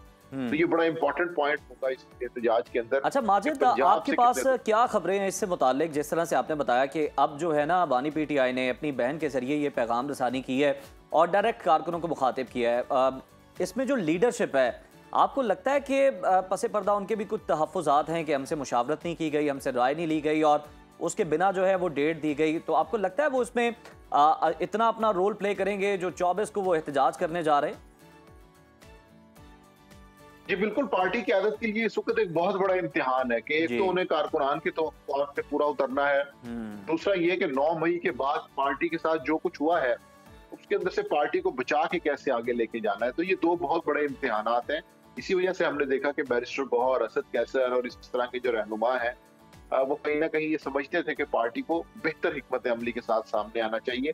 हमारे सामने सलमान अकरम राजा का बयान किया है कि जिसमें उन्होंने कहा कि ये तो बड़ा आसान है कि आप एक एहतजाज की कॉल दें, पहले भी लोग पकड़े गए और भी पकड़े जाएं, उसके बाद पार्टी से जो ताल्लुक रखने वाले कारकुन है वो मजीद परेशान हो, तो किसी बेहतर हिकमत अमली के साथ सामने आना चाहिए। तो ये बिल्कुल एक कंट्रडिक्शन लगती है। इसीलिए इमरान खान साहब ने इस पूरी की पूरी पॉलिटिकल मूव के अंदर अपने फैमिली को इन्वॉल्व किया है, जो पहले ये कह रहे थे कि जी मौरूसी सियासत नहीं होनी चाहिए। लेकिन अब उनका ये ख्याल लग रहा है कि शायद वो ये चाहते हैं कि उनकी बहन या उनकी बेगम जो है वो इस चीज को लीड करें। अब ये उनके पार्ट पे तो एक बहुत अच्छा मंसूबा हो सकता है, लेकिन अब देखना ये कि क्या अलीमा खान साहिबा में, बुशरा इमरान साहिबा में इतनी पॉलिटिकल कैपेसिटी है कि वो एक एहतजाजी तहरीक को लीड करें और उसे कामयाबी की तरफ ले। बिल्कुल, ये तो वक्त ही बताएगा माजिद साहब। अब आईनी बेंच के हवाले से बात कर लेते हैं। आज से आईनी बेंच केसेस की समाअत शुरू हो रही है और कॉज लिस्ट जारी कर दी गई है। 18 मुकदमात पर समाअत होने जा रही है। आईनी केसेस की समाअत से मुल्की सियासत पर कितना असर पड़ेगा? जी बिल्कुल, ये वो मामला था कि जिसमें हमने देखा कि गुज़िश्ता 3 महीने से एक सियासी भूचाल रहा, गहमा गहमी रही पार्लियामेंट के अंदर, मुख्तलिफ मुसव्विदात आए, फिर उसके बाद एक प्रोसेस के तहत जल्दबाजी में इस सारी चीज को क्लियर किया गया। लेकिन अब ये चूंकि चीजें बन चुकी हैं, अब आईनी बेंच के जो फैसले हैं वो इसकी डायरेक्शन को सेट करेंगे। मिसाल के तौर पर देखना ये होगा कि वो जो 187 पिटिशंस हैं जिनकी बुनियाद पे ये सारा कुछ किया गया, 200 के आसपास है, तो वो उनके ऊपर जो एक एक करके फैसला सुनाया जाएगा, उससे पता चलेगा कि जस्टिस याहिया आफरीदी और जस्टिस अमीनुद्दीन खान की जो कोर्ट्स हैं उनकी डायरेक्शन क्या है। क्योंकि पहले हमने देखा कि जस्टिस साकिब निसार हो, उमर अता बंदयाल हो, जस्टिस काजी फायज ईसा हो, इनकी जो कोर्ट्स थी उन पे मुख्तलिफ किस्म के इल्जामात लगते रहे, हम ख्याल बेंच का एक वो तासुर सामने आता रहा। तो अब चूंकि जस्टिस याहिया आफरीदी को लाया इसीलिए गया है कि उनके बारे में ये तासुर है कि वो निस्बतन गैर जानिबदार जज हैं, तो अब उनके और उनकी अदालत के और उनके जजेस के फैसले मुझे लगता है कि वो इस वक्त एक डायरेक्शन सेट करेंगे कि पॉलिटिकली अदालत किस तरह से चीजों को देख रही है। पहले तो अदालत पे ये भी इल्जाम लगता रहा कि जी उन्होंने पार्लियामान की। चले माजिद, ये तो आने वाला वक्त बताएगा। ये बता दीजिए कि चैंपियंस ट्रॉफी के मामले पर एक बार फिर पाक भारत ताल्लुकात पर बड़ी बहस हो रही है। शरीफ फैमिली हमने देखा है हमेशा भारत से बेहतर ताल्लुकात की ख्वाहिशमंद रही है, उसका इजहार भी करती रही है। गुज़श्ता रोज नवाज शरीफ ने भी मोदी से भारतीय टीम पाकिस्तान भेजने का मशवरा दिया है। क्या नवाज शरीफ साहब पाक भारत ताल्लुकात बेहतर करने में आपको लगता है कोई रोल प्ले कर सकते हैं? मेरी राय में भारत से जो ताल्लुकात हैं वो एक रियासती फैसला होता है, उसका शख्सियात से बहुत कम लेना देना होता है। शख्सियात अपनी इनपुट तो दे सकती हैं, अपना मशवरा भी दे सकती हैं, लेकिन मियां नवाज शरीफ के स्पेसिफिक केस में हमें ये भी देखना होगा कि वो इस वक्त प्राइम मिनिस्टर ऑफ पाकिस्तान नहीं है, वो एक ड्राइविंग सीट पे मौजूद नहीं है। ये बात दुरुस्त है कि वो पार्टी के कायद हैं, 3 मरतबा वज़ीर-ए-आज़म रह चुके हैं जी। लेकिन ये बात भी हमारे सामने है कि वो प्राइम मिनिस्टर ऑफ पाकिस्तान नहीं है, तो इसलिए उनकी जो भी बात होगी वो एक मशवरे, मतलब अगर रियासती पॉलिसी ऐसी बन जाती है और उनको कोई इस तरह का रोल दिया जाता है तो लगता है कि वो बेहतर तरीके से इसको अदा कर सकेंगे। असल में मुझे लगता है कि मियां नवाज शरीफ के रोल से ज्यादा इंपॉर्टेंट वो इश्यूज हैं। मिसाल के तौर पे आर्टिकल 370 है जी हाँ। सीज फायर जो लाइन ऑफ कंट्रोल पे हुआ है वो है, पाकिस्तान इंडिया की तिजारत है, तो इन सारे मामलात में जो सबसे बड़ा मसला है वो आर्टिकल 370 का है। तो उसके हवाले से आप इंडिया से क्या मनवा सकते हैं, क्या ले सकते हैं, क्या नहीं मिलेगा, ये वो चीजें हैं। मेरा ख्याल है कि जो पाक भारत डिप्लोमेसी या पाक भारत तिजारत या मुज़ाकरात का रास्ता हमवार करेंगी। तो फिलहाल इंडिया के मूड से तो ऐसा नहीं लग रहा कि वो इस हवाले से कोई अपनी राय बदलने के लिए तैयार है। मोदी को भी यही सूट करता है कि जो है ना ये रिफ्ट बरकरार रहे। बहुत शुक्रिया माजिद निज़ामी साहब आपके वक्त का, और यहाँ पर हम शामिल करते हैं। ब्रेक के बाद हासिल होंगे तो दीगर जो अहम और दिलचस्प सेगमेंट्स हैं उसमें हमारे मेहमान भी हमारे साथ मौजूद होंगे, तो कहीं मत जाइए, देखते रहिए सुनो पाकिस्तान। व्यूअर्स, प्रोग्राम में अब हम बात करते हैं, आपको बताते हैं कि इंटरनेशनल डिफेंस एग्जीबिशन और जो सेमिनार है उससे मुताल्लिक आपको आगाह करते हैं। यानी कि आइडियाज़ नुमाइश जिसका 12वां एडिशन 19 से 22 नवंबर तक कराची में मुनक्किद हो रहा है। आइडियाज़ में असलहे की सनत से मुताल्लिक मकामी और गैर मुल्की कंपनियों और डीलर्स को अपनी मसनूआत और खदमात को उजागर करने का मौका मिलता है। इसके अलावा दिफाई पैदावार से मुताल्लिक मुश्तरका मंसूबे, आउटसोर्सिंग और ताउन पर तबादला ख्याल के मौके भी फराहम किए जाते हैं, और इस पर आज हमारे साथ एक खास मेहमान मौजूद हैं। National institute of maritime affairs के सदर वाइस एडमिरल अहमद सईद साहब, वेलकम टू सुनो पाकिस्तान। बहुत शुक्रिया सर आपके वक्त का। सबसे पहले ये बताइएगा किसी भी मुल्क के लिए दिफाई सनत की क्या अहमियत है, और ख़ास तौर पर पाकिस्तान की स्ट्रैटेजिक ज़रूरियात के लिए दिफाई सनत कितनी अहम है? बहुत शुक्रिया। अस्सलाम वालेकुम वालेकुम नजफ और उज़ैर। वालेकुम जी पहले तो बहुत शुक्रिया मुझे इस प्रोग्राम में मदऊ करने का।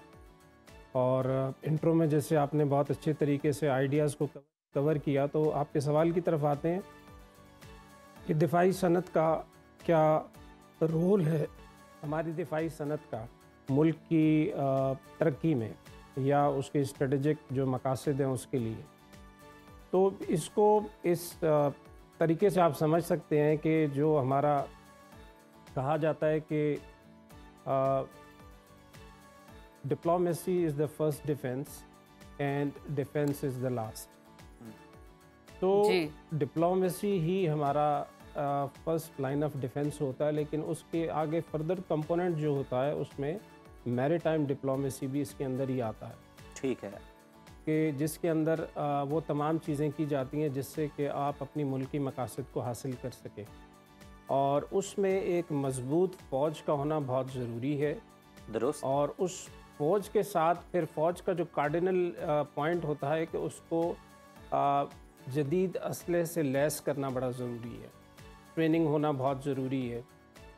तो ये वो तमाम चीज़ें हैं जो एक डिफेंस को आपके मजबूत बनाती हैं, और उसमें डिफेंस के जो डिप्लोमेसी के दो बड़े कार्डिनल पॉइंट्स हैं, जिनमें एक प्रिवेंटिव डिप्लोमेसी कहलाती है मिलिट्री की, और एक कहलाती है जो कोअर्सिव डिप्लोमेसी है।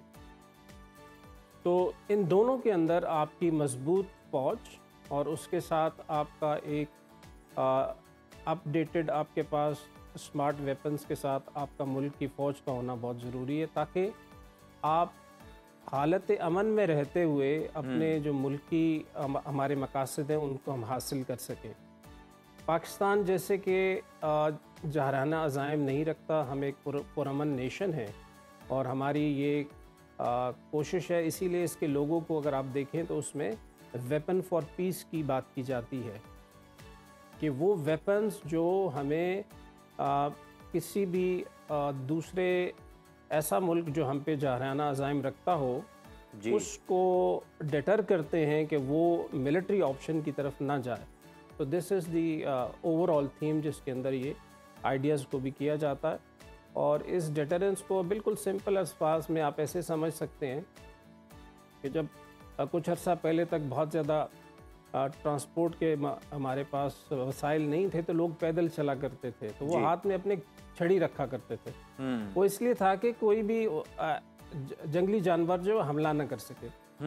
तो ये वेपन डिटरेंस के लिए होना बहुत ज़रूरी है। बिल्कुल, वेपन होना बड़ा ज़रूरी है, इसकी अहमियत से तो इनकार ही नहीं है। सईद साहब, सर ये बताइएगा कि हमारे नाजरीन के लिए कि इंटरनेशनल डिफेंस सेमिनार है क्या, इसकी क्या तारीख है, और साथ ही ये भी बता दीजिए कि पाकिस्तान की दिफाई सनत के हवाले से जो आइडियाज़ नुमाइश है ये कितनी अहमियत की हामिल है? जी, ये आइडियाज़ का जो आइडिया है ये सन 2000 से शुरू हुआ, और उसका अगरचे पाकिस्तान पहले से ही डिफेंस इंडस्ट्री में तकरीबन 50 साल से है, और डिफेंस इंडस्ट्री में आने का मकसद यही था कि हमारे पास इंडिजिनस कैपेसिटी होनी चाहिए। जब हमारे पास इंडिजिनस कैपेसिटी होगी तो उसके बहुत सारे फ़वाइद हैं कि हमें वेपन वो ले सकते हैं जो हम लेना चाहते हैं, सस्ता मिलेगा हमें, और उसकी जो बैकअप सपोर्ट है वो हमारे पास अवेलेबल होगी, और प्लस हमारे यहाँ जॉब क्रिएशन होती है, ग्रोथ रेट में एक उसका एक अपना किरदार है। तो ये तमाम फ़वाइद लेने के लिए हमारी इंडस्ट्री तीनों ही अफवाज जो हैं इसमें काफ़ी इन्होंने काम किया। तो फिर एक ज़रूरत महसूस हुई कि एक ऐसा प्लेटफॉर्म बनाया जाए कि जिस पे इसको बाकायदा इस इंडस्ट्री को दुनिया के साथ मुतारिफ़ करवा के और उसमें एक्सपोर्ट का भी एलिमेंट लाया जाए। जी, तो ये बेसिक आइडिया, और इसके साथ जो सेमिनार है वो यकीनी तौर पे जो एकेडेमिया है, जो रिसर्च ऑर्गेनाइजेशंस हैं, वो अपनी रिसर्च को भी इसमें इंटीग्रेट करती हैं। बिल्कुल ठीक सर, आपने बड़े बेहतरीन अंदाज में चीज़ों को समराइज़ किया है। ज़रा ये भी बताइएगा कि इस साल कितनी कंपनीज और ममालिक आइडियाज़ में हिस्सा लेंगे और उनकी प्रोफाइल्स क्या होंगी? जी, इस साल अभी तक के जो अदाद शुमार हैं उसके मुताबिक तकरीबन 550 के करीब कंपनीज, इससे तकरीबन ज़्यादा ही हैं जो कंपनीज आ रही हैं। जिसमें तकरीबन 380 के करीब हैं जो कि फ़ॉरेन कंपनीज़ हैं। इसके अलावा इसमें हेड्स ऑफ डेलीगेशंस भी तकरीबन 290-280 के करीब हैं। That's great. और कुछ चीफ्स हैं जो कि डिफेंस फोर्सेस के हैं, वो भी तशरीफ़ ला रहे हैं, वो भी तकरीबन 20 से 25 के करीब वो हैं। तो ये बहुत बड़ी एक कामयाबी है मेरे हिसाब से डिफेंस ऑर्गेनाइजेशन की कि इतना बड़ा ये शो कर रहे हैं, और ये ओवर द पीरियड सन 2000 के से आगे लेके चलें तो ये अभी एक बहुत ही मुस्तनद प्लेटफॉर्म बन गया है डिफेंस से रिलेटेड जितने भी लोग हैं उनके लिए। और उसमें एग्जिबिटर्स भी होते हैं, उसमें एक्सपोर्टर्स भी हैं, इंपोर्टर्स भी हैं, एकेडेमिया भी है, और बहुत सारे हर तरह के जो स्टेक होल्डर्स हैं वो तमाम इसमें आते हैं। अच्छा सर, आपने ये बताया कि मतलब कौन कौन से जो मेहमान हैं वो इसका हिस्सा होंगे। ये भी बताइएगा कि आइडियाज़ में मीटिंग्स और नेटवर्किंग कैसे की जाती है, इसका क्या तरीक़ेकार होता है? जी, इसमें एक तो ज़ाहिर एग्ज़िबिशन के अंदर ही मौक़े फ़राहम किए जाते हैं, इनके लिए मीटिंग रूम्स बना दिए जाते हैं जी, जहाँ पे बैठ के एग्ज़िबिटर्स और जो इंटरेस्टेड पार्टीज़ हैं वहीं पे नेटवर्किंग करते हैं। इसके अलावा नेटवर्किंग डिनर्स हैं, इसके अलावा नेटवर्किंग्स के अलहदा से भी मौक़े एक्सक्लूसिवली दिए जाते हैं। तो ये तमाम एक ओवरऑल पैकेज ही बेसिकली नेटवर्किंग ही के लिए। बिल्कुल ठीक। हमें ज़रा इस हवाले से भी आगाह कीजिए, आलमी दिफाई नुमाइश के इनेकाद के लिए पाकिस्तान का ही क्यों इंतखाब किया गया और इसकी अहमियत पर रोशनी डालिए। जी, इस वक्त पाकिस्तान की, जैसे हम हर वक्त ये बात करते हैं कि पाकिस्तान की जो जियोस्टैटिक लोकेशन है या जिस तरीके से पाकिस्तान का आप नॉर्थ में देखें तो आपकी सेंट्रल एशियन रिपब्लिक्स हैं, आपके मिडल ईस्ट है, इसके अलावा बहुत सारे ममालिक ऐसे हैं कि जहाँ पे तकरीबन 60% ऑफ द टोटल जो volume of import and export है, जो इंपोर्ट का है वो सारा इन एरियाज़ में आ रहा है। इसमें एक सिपरी इदारा है स्टॉकहोम में, उसकी जो अभी मार्च में लेटेस्ट उसकी फैक्ट शीट आई है, उसके मुताबिक ये तमाम ममालिक हैं जिनके अंदर ये वेपन्स का ज़्यादा इंपोर्ट हो रहा है। तो पाकिस्तान जोग्राफिकली बहुत अच्छी लोकेशन पे है, और इसी वजह से आप देखें कि जी इतने ज़्यादा एग्जिबिटर्स जो हैं वो आते हैं, और ये एक बहुत अच्छा एक प्लेटफॉर्म साबित होता है पाकिस्तान की डिफेंस इंडस्ट्री को शो। बिल्कुल बिल्कुल जी, इसमें कोई शक नहीं, पाकिस्तान के लिए बड़ा एक अच्छा है और बड़ा अहमियत का हामिल है। बहुत शुक्रिया सर, आप हमारे साथ मौजूद थे। और नाज़रीन, का ये जो 12वां एडिशन है ये 19 से 22 नवंबर तक कराची एक्सपो सेंटर में मुनक्किद हो रहा है, तो इंतज़ार किस बात का है, आप वहाँ पे जाइएगा, इसमें ज़रूर शिरकत कीजिएगा। हम ब्रेक पे चलते हैं और ब्रेक से वापस आएंगे, तो stay with us. Welcome back to Suno Pakistan. Programme में आगे बढ़ेंगे और बात करेंगे खेल के मैदान से। तो चैंपियंस ट्रॉफी का मामला शिद्दत इख्तियार कर गया है, पाकिस्तान अपने मौक़िफ़ पर डटा हुआ है। पीसीबी के ख़त पर आईसीसी ने भारतीय बोर्ड से तहरीरी जवाब मांग लिया है, और इसके साथ साथ पीसीबी ने इस मामले पर भी मुशावरत शुरू कर दी। अगर चैंपियंस ट्रॉफी को किसी दूसरे मुल्क में मुंतकिल करने की कोशिश की जाती है तो फिर कानूनी चाराजोई की जाएगी। दूसरी जानिब आईसीसी ने चैंपियंस ट्रॉफी की नई विजुअल आइडेंटिटी रिलीज कर दी। रिलीज की गई वीडियो में पाकिस्तान का लोगो भी दिखाया गया है। आईसीसी ने चैंपियंस ट्रॉफी ब्रांड का नया टाइपोग्राफिक लोगो भी जारी किया है। चैंपियंस ट्रॉफी के जिक्र में पाकिस्तान का मशहूर ट्रक कार्ड भी दिखाया गया है, और इस विजुअल आइडेंटिटी में इवेंट के लोगो समेत दीगर तस्वीरी अनासर की नुमाइंदगी भी की गई है। और इसके साथ साथ आपको बताते हैं, उधर आज पाकिस्तान और ऑस्ट्रेलिया के दरमियान T20 सीरीज़ शुरू होने जा रही है। वनडे सीरीज़ में तारीखी फतह के बाद अब ग्रीन शर्ट्स ने T20 सीरीज़ नज़रें लगा लिए वहां पर, और आज शाहीन्स और कैंगरूज पहली T20 मैच में ब्रिस्बेन में आमने सामने होंगे। ये मैच पाकिस्तानी वक्त के मुताबिक दोपहर 1 बजे खेला जाएगा, ताहम मैच बारिश से मुतासर होने का खदशा भी जाहिर किया जा रहा है। कौमी टीम के कप्तान मोहम्मद रिजवान जीत के लिए पुरज़्म हैं, और वो ये कहते हैं कि ऑस्ट्रेलिया में कंडीशंस आसान नहीं और इंटरनेशनल क्रिकेट में चैलेंजेस हमेशा से मौजूद होते हैं। बेस्ट 11 मैदान में उतारेंगे। इंटरनेशनल क्रिकेट काउंसिल ने नई वनडे प्लेयर रैंकिंग भी जारी की है, जिसके तहत वनडे बैटर्स और बॉलर्स की नंबर 1 पोजीशन पर पाकिस्तान के खिलाड़ी बराजमान है जनाब वनडे बॉलर्स की रैंकिंग में फास्ट बॉलर शाहीन आफरीदी 3 दर्जे तरक्की करने के बाद अब वो नंबर 1 पोजीशन पर आ गए हैं, जो कि बड़ा खुशाइंद है। और बैटर्स की रैंकिंग की अगर बात करें तो उसमें 885 पॉइंट्स के साथ बाबर आजम का पहला नंबर अभी भी बरकरार है और इस फहरिस्त में भारत के रोहित शर्मा दूसरे, शुभमन गिल तीसरे और विराट कोहली चौथी पोजीशन पर बराजमान हैं। तो इसी तमाम तर सूरत हाल पर बात कर लेते हैं।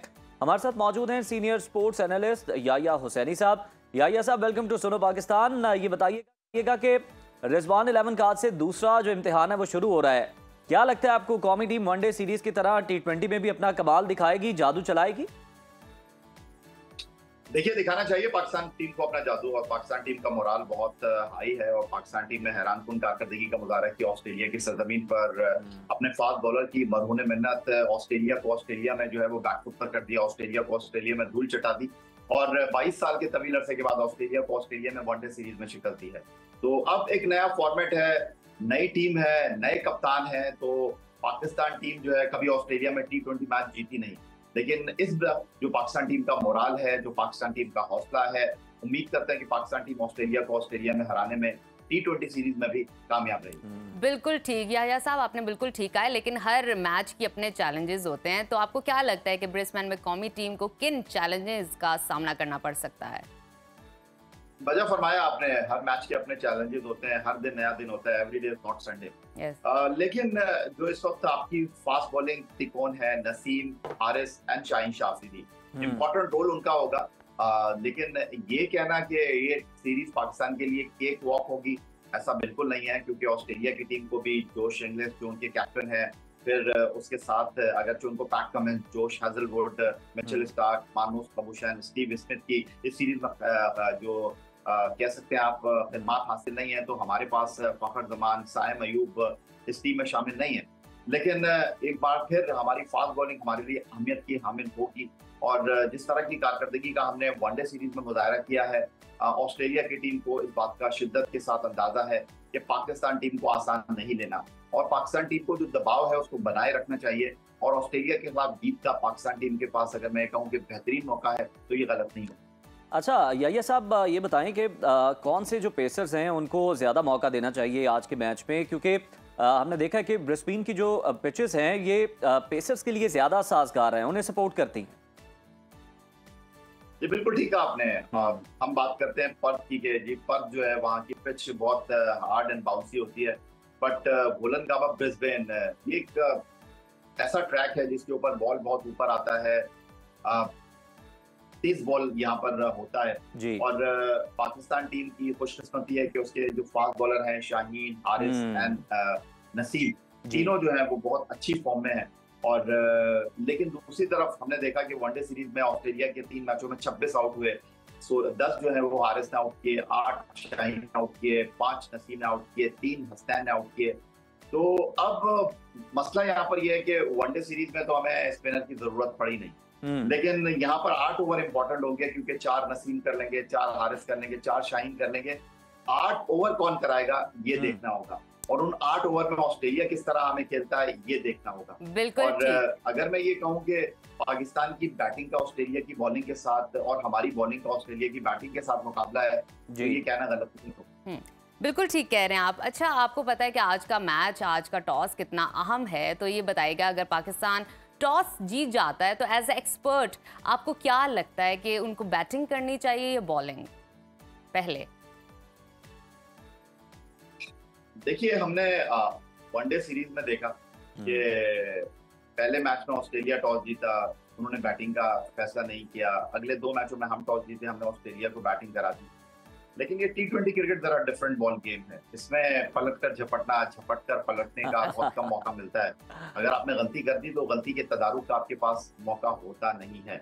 जो अब तक की इत्तलात हैं, ब्रिस्बेन में इस वक्त बारिश हो रही है, पाकिस्तान की म्यारी वक्त के मुताबिक दोपहर 1 बजे मैच जो है वो शुरू होना है। तो सबसे इम्पोर्टेंट तो यही होगा कि अगर ऐसा है, थोड़ी क्लाउडी कंडीशंस हैं, थोड़ा मैदान वेट है, तो जो भी कप्तान टॉस जीतेगा वो पहले फील्डिंग के लिए ही जाएगा। बिल्कुल ठीक है, जो भी टॉस जीतेगा कैप्टन वो फील्डिंग को प्रेफर करेगा, क्योंकि जो पिचेस हैं वो वेट होंगी। अच्छा याया साहब, ये बताइएगा कि चैंपियंस ट्रॉफी से मुतालिक जो भारत की हरदर्मी है पाकिस्तान ने भी बड़ा दो टोक मौक़िफ़ अब तक अपना रखा है। अब बॉल आईसीसी के कोर्ट में है। इस मामले का हल आप क्या देख रहे हैं? आखिर इस तनाज़े का नतीजा निकलेगा क्या? देखिए, तनाज़े का नतीजा जो भी हल निकले, लेकिन चैंपियंस ट्रॉफी तो होना है। पैसे लगे हुए इस चैंपियंस ट्रॉफी के ऊपर, अरबों डॉलर इन्वेस्ट हो गए हैं, टीवी राइट्स का मामला है, ठीक है। अभी टूर्नामेंट का शेड्यूल बाकायदा तौर पर अनाउंस नहीं हुआ, लेकिन कौन कहाँ कब किससे खेलेगा ये तय हो चुका है। भारत ने एक बार फिर हठधर्मी का मुजाहरा किया है। भारत ने खेल को फिर सियासत में जो है वो इन्वॉल्व किया है। पाकिस्तान ने हमेशा खेल और सियासत को अलग रखा है। पाकिस्तान ने हमेशा अपनी कमिटमेंट को पूरा किया है, लेकिन अफसोस के साथ कहना पड़ता है कि पूरी दुनिया इस वक्त भारत का मजाक उड़ा रही है। पूरी दुनिया को दिखाई दे रहा है कि जी पाकिस्तान क्रिकेट के लिए एक सेफ एंड साउंड कंट्री है। ऑस्ट्रेलिया, न्यूजीलैंड, इंग्लैंड पाकिस्तान खेलने के लिए आ रहे हैं, एक बार नहीं कई बार पाकिस्तान आ रहे हैं। तो भारत ये जो उज़्र पेश कर रहा है सिक्योरिटी को लेकर, हम यहाँ पर जो भी टीम आती है उसको सदारती तौर पर जो है वो सिक्योरिटी फराहम करते हैं, सदारती प्रोटोकॉल मिलता है। बिल्कुल, आईसीसी को ये कहना है कि उनकी हुकूमत ने ये कहा है कि जी के खिलाड़ियों की सिक्योरिटी को देखकर वो नहीं आना चाहते, लिखकर उन्होंने नहीं दिया, वो कोई एविडेंस नहीं छोड़ना चाहते। लेकिन यहाँ पर इस बार जो पाकिस्तान क्रिकेट बोर्ड ने मौक़िफ़ इख्तियार किया है, उनका कहना यह है कि अगर आप उधर तो फिर हम इधर, और हर बार हम नहीं झुकेंगे, हर बार हम कदम नहीं बढ़ाएंगे। बिल्कुल दुरुस्त स्टांस है पाकिस्तान क्रिकेट बोर्ड का। सख्त फैसला पाकिस्तान क्रिकेट बोर्ड कर रहा है, करना भी चाहिए, ये वक्त की जरूरत। बिल्कुल ठीक। याया साहब, जरा इस पर अपना मौक़िफ़ दीजिएगा। भारतीय मीडिया आपको जैसे कि पता है प्रोपेगेंडा कर रहा है, तो क्या लगता है कि चैंपियंस ट्रॉफी साउथ अफ्रीका मुंतकिल की जा सकती है? क्या ऐसा मुमकिन है? देखिए, जितने मुंह उतनी बातें। मैं तो सिर्फ इतना ही कहना चाहूंगा, हमको सिर्फ पाकिस्तान की तरफ देखना चाहिए। पाकिस्तान का बहुत वाज़े क्लियर स्टांस है, और पाकिस्तान ने कहा है कि अगर भारत पाकिस्तान खेलने नहीं आता तो हम भी नहीं खेलते। बिल्कुल ठीक है। बहुत शुक्रिया याया हुसैनी साहब, आप अपनी जो है एक्सपर्ट ओपिनियन हमारे साथ शेयर कर रहे थे। तो नाज़रीन, प्रोग्राम में अब वक्त हो गया है ब्रेक का। प्रोग्राम का सिलसिला तो जारी है, ब्रेक के बाद हम वापस आते हैं। आप कहीं मत जाइए, देखते रहिए सुनो Pakistan. Welcome back to Suno Pakistan. Programme में वक्त हुआ है हमारे एक अहम सेगमेंट का, जिसमें हम आपके साथ शेयर करते हैं शोबिज़ इंडस्ट्री की कुछ लेटेस्ट अपडेट्स और न्यूज़। इस सेगमेंट में अगर हम बात करें तो आपको ये बताते हैं कि कौन सा ड्रामा और कौन सी जोड़ी शायकीन के दिलों पर राज कर रही है, और कौन सा ओएसटी है जो कि सबसे ज़्यादा पसंद किया जा रहा है। तो हमारे साथ हमेशा की तरह मौजूद हैं ड्रामा क्रिटिक हारून शुएब साहब। हारून, welcome to Suno Pakistan. How are you?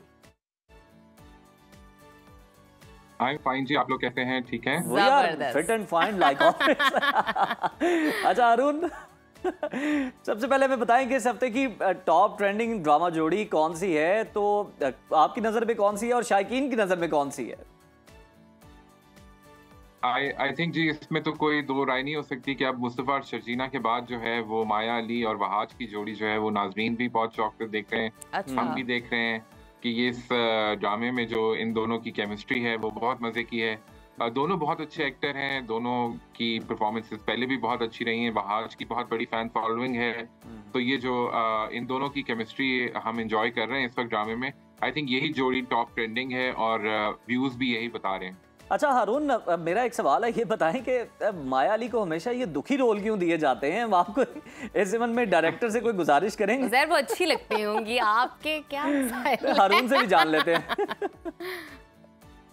अब बस ऐसा ही है जी। आप देखें कि पिछले ड्रामे में शर्जीना बहुत ज्यादा रोती रही हैं, हानिया आमिर, और अब जो है वो माया अली के का ये सीजन है।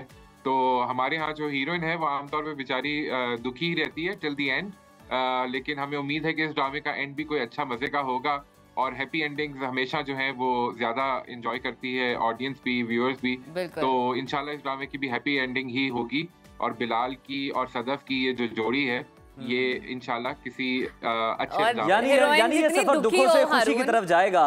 हारून, जितनी हीरोइन दुखी उतनी मेरे हाल में टॉप ट्रेंडिंग पर जाती है, सही है? आती है, रेटिंग हाँ, आती बिल्कुल है। बिल्कुल। अच्छा हारून, ये बताइए कि आपने तो बात कर दी टॉप ट्रेंडिंग ड्रामा की, अब बताइए कि ओएसटी कौन सा ट्रेंडिंग कर रहा है? अच्छा, मैंने पिछले वीक भी कहा था और हम अपने नाज़रीन को दिखा नहीं सके थे, तो मेरे ख्याल में दुनियापुर का जो ओएसटी है वो बड़ा डिफरेंट है। मजे की बात यह है कि अब आप देखिए कि अभी जो नए 2-3 ड्रामे आए हैं उनके अंदर वो जो एक पुराना स्टाइल था ओएसटी का जो हमें अभी नजर आ रहा था, बिस्मिल में भी नजर आ रहा है और दूसरे ड्रामों में नजर आता रहा है, उससे थोड़ा सा ब्रेक फ्री किया है। कभी मैं कभी तुम में भी एक नई किस्म की साउंड थी और इसमें तो बिल्कुल ही उन्होंने जो है ना वो एक नया हारून, आप साउंड की बात कर रहे हैं ना, तो मुझे लगता है कि ये जो OST है ना, इसमें पूरी कहानी बता दी गई है कि ड्रामा आखिर होगा किस तरह का। जी, ये जो दुनियापुर की दुनिया है उसको बड़ी अच्छी तरह इस साउंड ट्रैक के अंदर समेटा गया है। बिल्कुल। अच्छा हारून, ये फिर अब बता दें कि इस हफ्ते नाजरीन की जानिब से कौन से ऐसे ड्रामाज हैं जिनको बेहद पसंद किया गया है, बड़ी पसीदाई मिल रही है उनको? बिल्कुल जी, अभी जो हम ड्रामा देख रहे हैं जफा, वो बहुत नाजरीन को पसंद आ रहा है, अपने इख्तिताम की तरफ बढ़ रहा है, लेकिन उससे भी नाजरीन बहुत जुड़े हुए हैं। और दूसरा ड्रामा जो कि बहुत ट्रेंडिंग पे है इस वक्त और उसके व्यूज मेरे ख्याल में इस वक्त सबसे ज्यादा आ रहे हैं, TRPs अगर हम देखें तो, वो है बिस्मिल। और हम पिछले हफ्ते भी इसकी बात कर रहे थे कि इस ड्रामे से में बहुत सारे मसाइल हैं in terms of the subject and execution, लेकिन नाजरीन की मकबूलियत उसी तरह इस ड्रामे को हासिल रही है। तो अब ये ड्रामा जो है ये ट्रेंडिंग में सबसे ऊपर है इस वक्त, और TRPs अगर हम देखें तो जफा और बिस्मिल जो है वो साथ साथ चल रहे हैं। जफा जो है वो अपने नज़दीक की तरफ पहुंच गया है, इख्तिताम की तरफ, और जो बिस्मिल है वो भी इस वक्त क्लाइमेक्स पे है। बाप और बेटे के दरमियान जो टेंशन है वो इस वक्त पीक पे पहुंची हुई है। और अब हम देखेंगे नुमान इजाज का और जो माफी मांगता बेटा या नहीं मांगता होता है वो क्या होता है। जी बिल्कुल ठीक। अच्छा हारून, बताइए इस हफ्ते कौन से नए ड्रामाज आ रहे हैं? मेक का तो मैंने सुना है, कर्जे जहां, और कौन से ड्रामाज आ रहे हैं इस हफ्ते? देखें जी, इश्क़े जुनून का तो बिल्कुल अब हम 2-3 एपिसोड देख चुके हैं। उसने अपने ग्रिप में आहिस्ता आहिस्ता व्यूअर्स को लेना शुरू किया है। शहरयार हैं उसमें और उशना शाह हैं। तो ये ड्रामा जो है ये आहिस्ता आहिस्ता नाजरीन को अपनी लपेट में लेगा। अभी तो पहली 2-3 किस्तें आई हैं। फिर कर्जे जहां का आपने जिक्र किया, कास्ट बहुत अच्छी है जी। फैसल रहमान बड़े अरसे के बाद स्क्रीन पे नजर आएंगे। यमुना है इसके अंदर, और यमुना का तो आपको पता है कि जो भी ड्रामा हो वो फौरन जो है वो ऑडियंस उसके साथ जुड़ जाती है। तो यमुना है इस ड्रामे में, तो जेंटलमैन के फौरन लड़का ही बन जाए वो, ये कर्जे जहां आ रहा है। मैंने कहा बिल्कुल ऑडियंस में उसामा भी नजर आएंगे। तो तीन ड्रामे उसामा के at a time online on air होंगे। अच्छा हारून, उसके अलावा ये बताएं कि ड्रामों की तो बड़ी बात हो गई, सिंगर्स की भी बात हो जाए। आतिफ असलम से मुतालिक एक पोस्ट बड़ी सोशल मीडिया पर गर्दिश कर रही है कि जनाब उन्होंने सऊदी अरब में कोई कॉन्सर्ट है उसके इनकार कर दिए। ये मामला क्या है? अच्छा, ये पता नहीं किस तरह से खबर निकली, और फिर जब ये निकली तो आपको पता ही है कि हमारे यहाँ सोशल मीडिया पे तस्दीक तो किसी बात की होती नहीं है, फौरन ही जो है वो वायरल होना शुरू हो जाती है।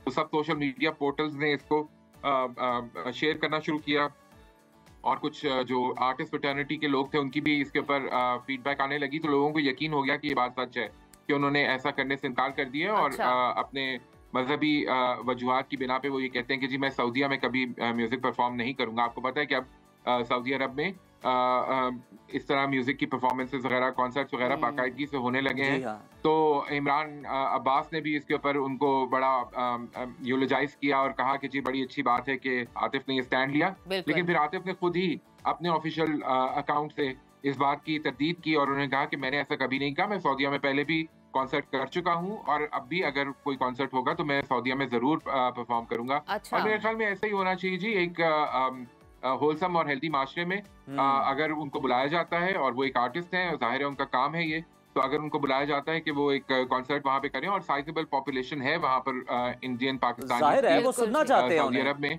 तो वो बिल्कुल परफॉर्म करें।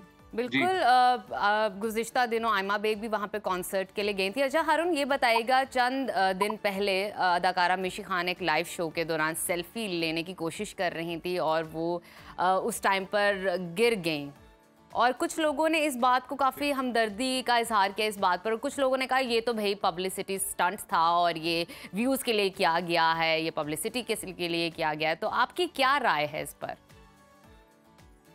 जी बिल्कुल, वो अच्छा। और फिर वो जो मजे की बात है ना कि जो मिशी का और इफ़त रहीम का हमेशा एक आपस में टाकरा रहता है ऑनलाइन सोशल मीडिया के ऊपर, तो फौरन इफ़त ने उसके ऊपर कमेंट किया और फौरन फिर मिशी ने उसके ऊपर वीडियो बनाकर डाली। तो ये इन दोनों खवातीन जो है उनको थोड़ी सी ब्रेक लेनी चाहिए सोशल मीडिया से। मेरे ख्याल में ये बहुत ज्यादा जो है वो सोशल मीडिया पे एक्टिव रहती हैं। तो दोनों का पॉलिटिकल झगड़ा है ना, आप ये भी तो देखें। अपनी कंट्रोवर्सीज और डिस्कशंस लेके आए। तो बिल्कुल मिशी गिर गई, हमें बड़ा अफसोस है जी कि वो लाइव टीवी के ऊपर इस तरह हो गया। आप लोग भी लाइव शो करते हैं रोजाना, आपको पता है किस तरह के जान हथेली पे रख के कुछ भी हो सकता है, और मेरे ख्याल में इतना तो मार्जिन देना ही चाहिए आपको कि अगर आप लाइव शो में ऐसा कुछ हो जाता है तो। हारून, आपने बात की मिशी की और इफ़त की, तो मैंने कहा उनके जरा वो सियासी जमातों से वाबस्तगी भी तो है ना, तो इसलिए उनके जरा चलती रहती है नोक झोंक सोशल मीडिया पे। जी बिल्कुल, उनकी नोक-झोंक चलती रहती है, हम कभी एंजॉय करते हैं लेकिन कभी-कभी ज्यादा भी हो जाता है। बिल्कुल। मेरे ख्याल में आर्टिस्ट को जो है वो एक दूसरे का एहतराम जरूर मलहूज़े खातिर रखना चाहिए। आपने देखा होगा कि पिछली दफा जब इनकी बहस हुई थी तो वो बहुत ज्यादा जो है उसके अंदर तहजीब के दायरे से जरा बाहर निकल गई थी, तो थोड़ा सा दोनों को जो है एहतियात की जरूरत है, क्योंकि लोग इनको देख रहे होते हैं, ये इनके रोल मॉडल हैं और व्यूअर्स जो है वो जाहिर है कि उनको देखकर बहुत सारी चीजें जो है वो उनसे लेसन लेते हैं। तो अच्छी चीजें सिखाएं व्यूअर्स को, सोशल मीडिया के थ्रू हो या टेलीविजन की स्क्रीन के थ्रू। तो मिशी और इफ़त के लिए यही पैगाम है और मिशी के साथ पूरी हमदर्दी है। मिशी बिल्कुल, उन्होंने उठते ही कहा कि मैं बुरी तरह तो नहीं गिरी थी, आप बिल्कुल बुरी तरह नहीं गिरी थी। अच्छा हारून, देखने वाली बात ये कि उन्होंने इस सिचुएशन को ना, हारून उन्होंने इस सिचुएशन को बड़े अच्छे तरीके से डील किया, बड़े अच्छे तरीके से टैकल किया, एंजॉय किया, वो हंसने लगी दोबारा से सीट पे बैठ के। जी जी बिल्कुल, और वो बिल्कुल नेचुरल था। मेरा नहीं ख्याल कि उन्होंने फेक या पब्लिसिटी स्टंट किया था, वो बिल्कुल एक नेचुरल हादसा था। तो हारून, फिर कंक्लूजन तो यही है कि चले मिशी खान तो गिर गई हैं, लेकिन ये है कि जो सोशल मीडिया पर जो राय का इजहार किया जाता है और वो कुछ अखलाकियात से घिरी हुई भी होती है, उससे ज़रा गुरेज करना चाहिए। हर चीज़ को आपको तनकीदी चश्मे से नहीं देखना चाहिए। बहुत शुक्रिया हारून, बड़ा अच्छा लगा हमेशा की तरह आपसे गपशप करके। तो मेरा ख्याल है अब हमारे प्रोग्राम तो जो है वो खत्म हो गया, खत्म होने वाला है। और जैसे कि हमें मैसेज ऑडियंस के लिए, हम मैसेज यही है कि आप सोशल मीडिया अकाउंट्स पर जाइए, वहाँ पे हमें राय दीजिए कौन से सेगमेंट्स मजीद हम प्रोग्राम में ऐड कर सकते हैं, इंक्लूड करें, एक्सक्लूड करें, और सवालात हों किसी सेगमेंट के हवाले से तो वो भी वहाँ पे पुट ऑन कर दिया करें, ताकि हम पता चले कि क्या आपको पसंद आ रहा है कि और आप हमारी रहनुमाई किया करें कि आप क्या देखना चाह रहे हैं, ताकि हम उसे मजीद जो सेगमेंट्स हैं उनको और हमारे बारे में भी कुछ अच्छा लिख दिया तो अपना और अपने घर वालों का बहुत सारा ख्याल रखिए। कल दोबारा से मुलाकात होगी और टेक केयर, देखते रहिए सुनो पाकिस्तान। अल्लाह हाफिज।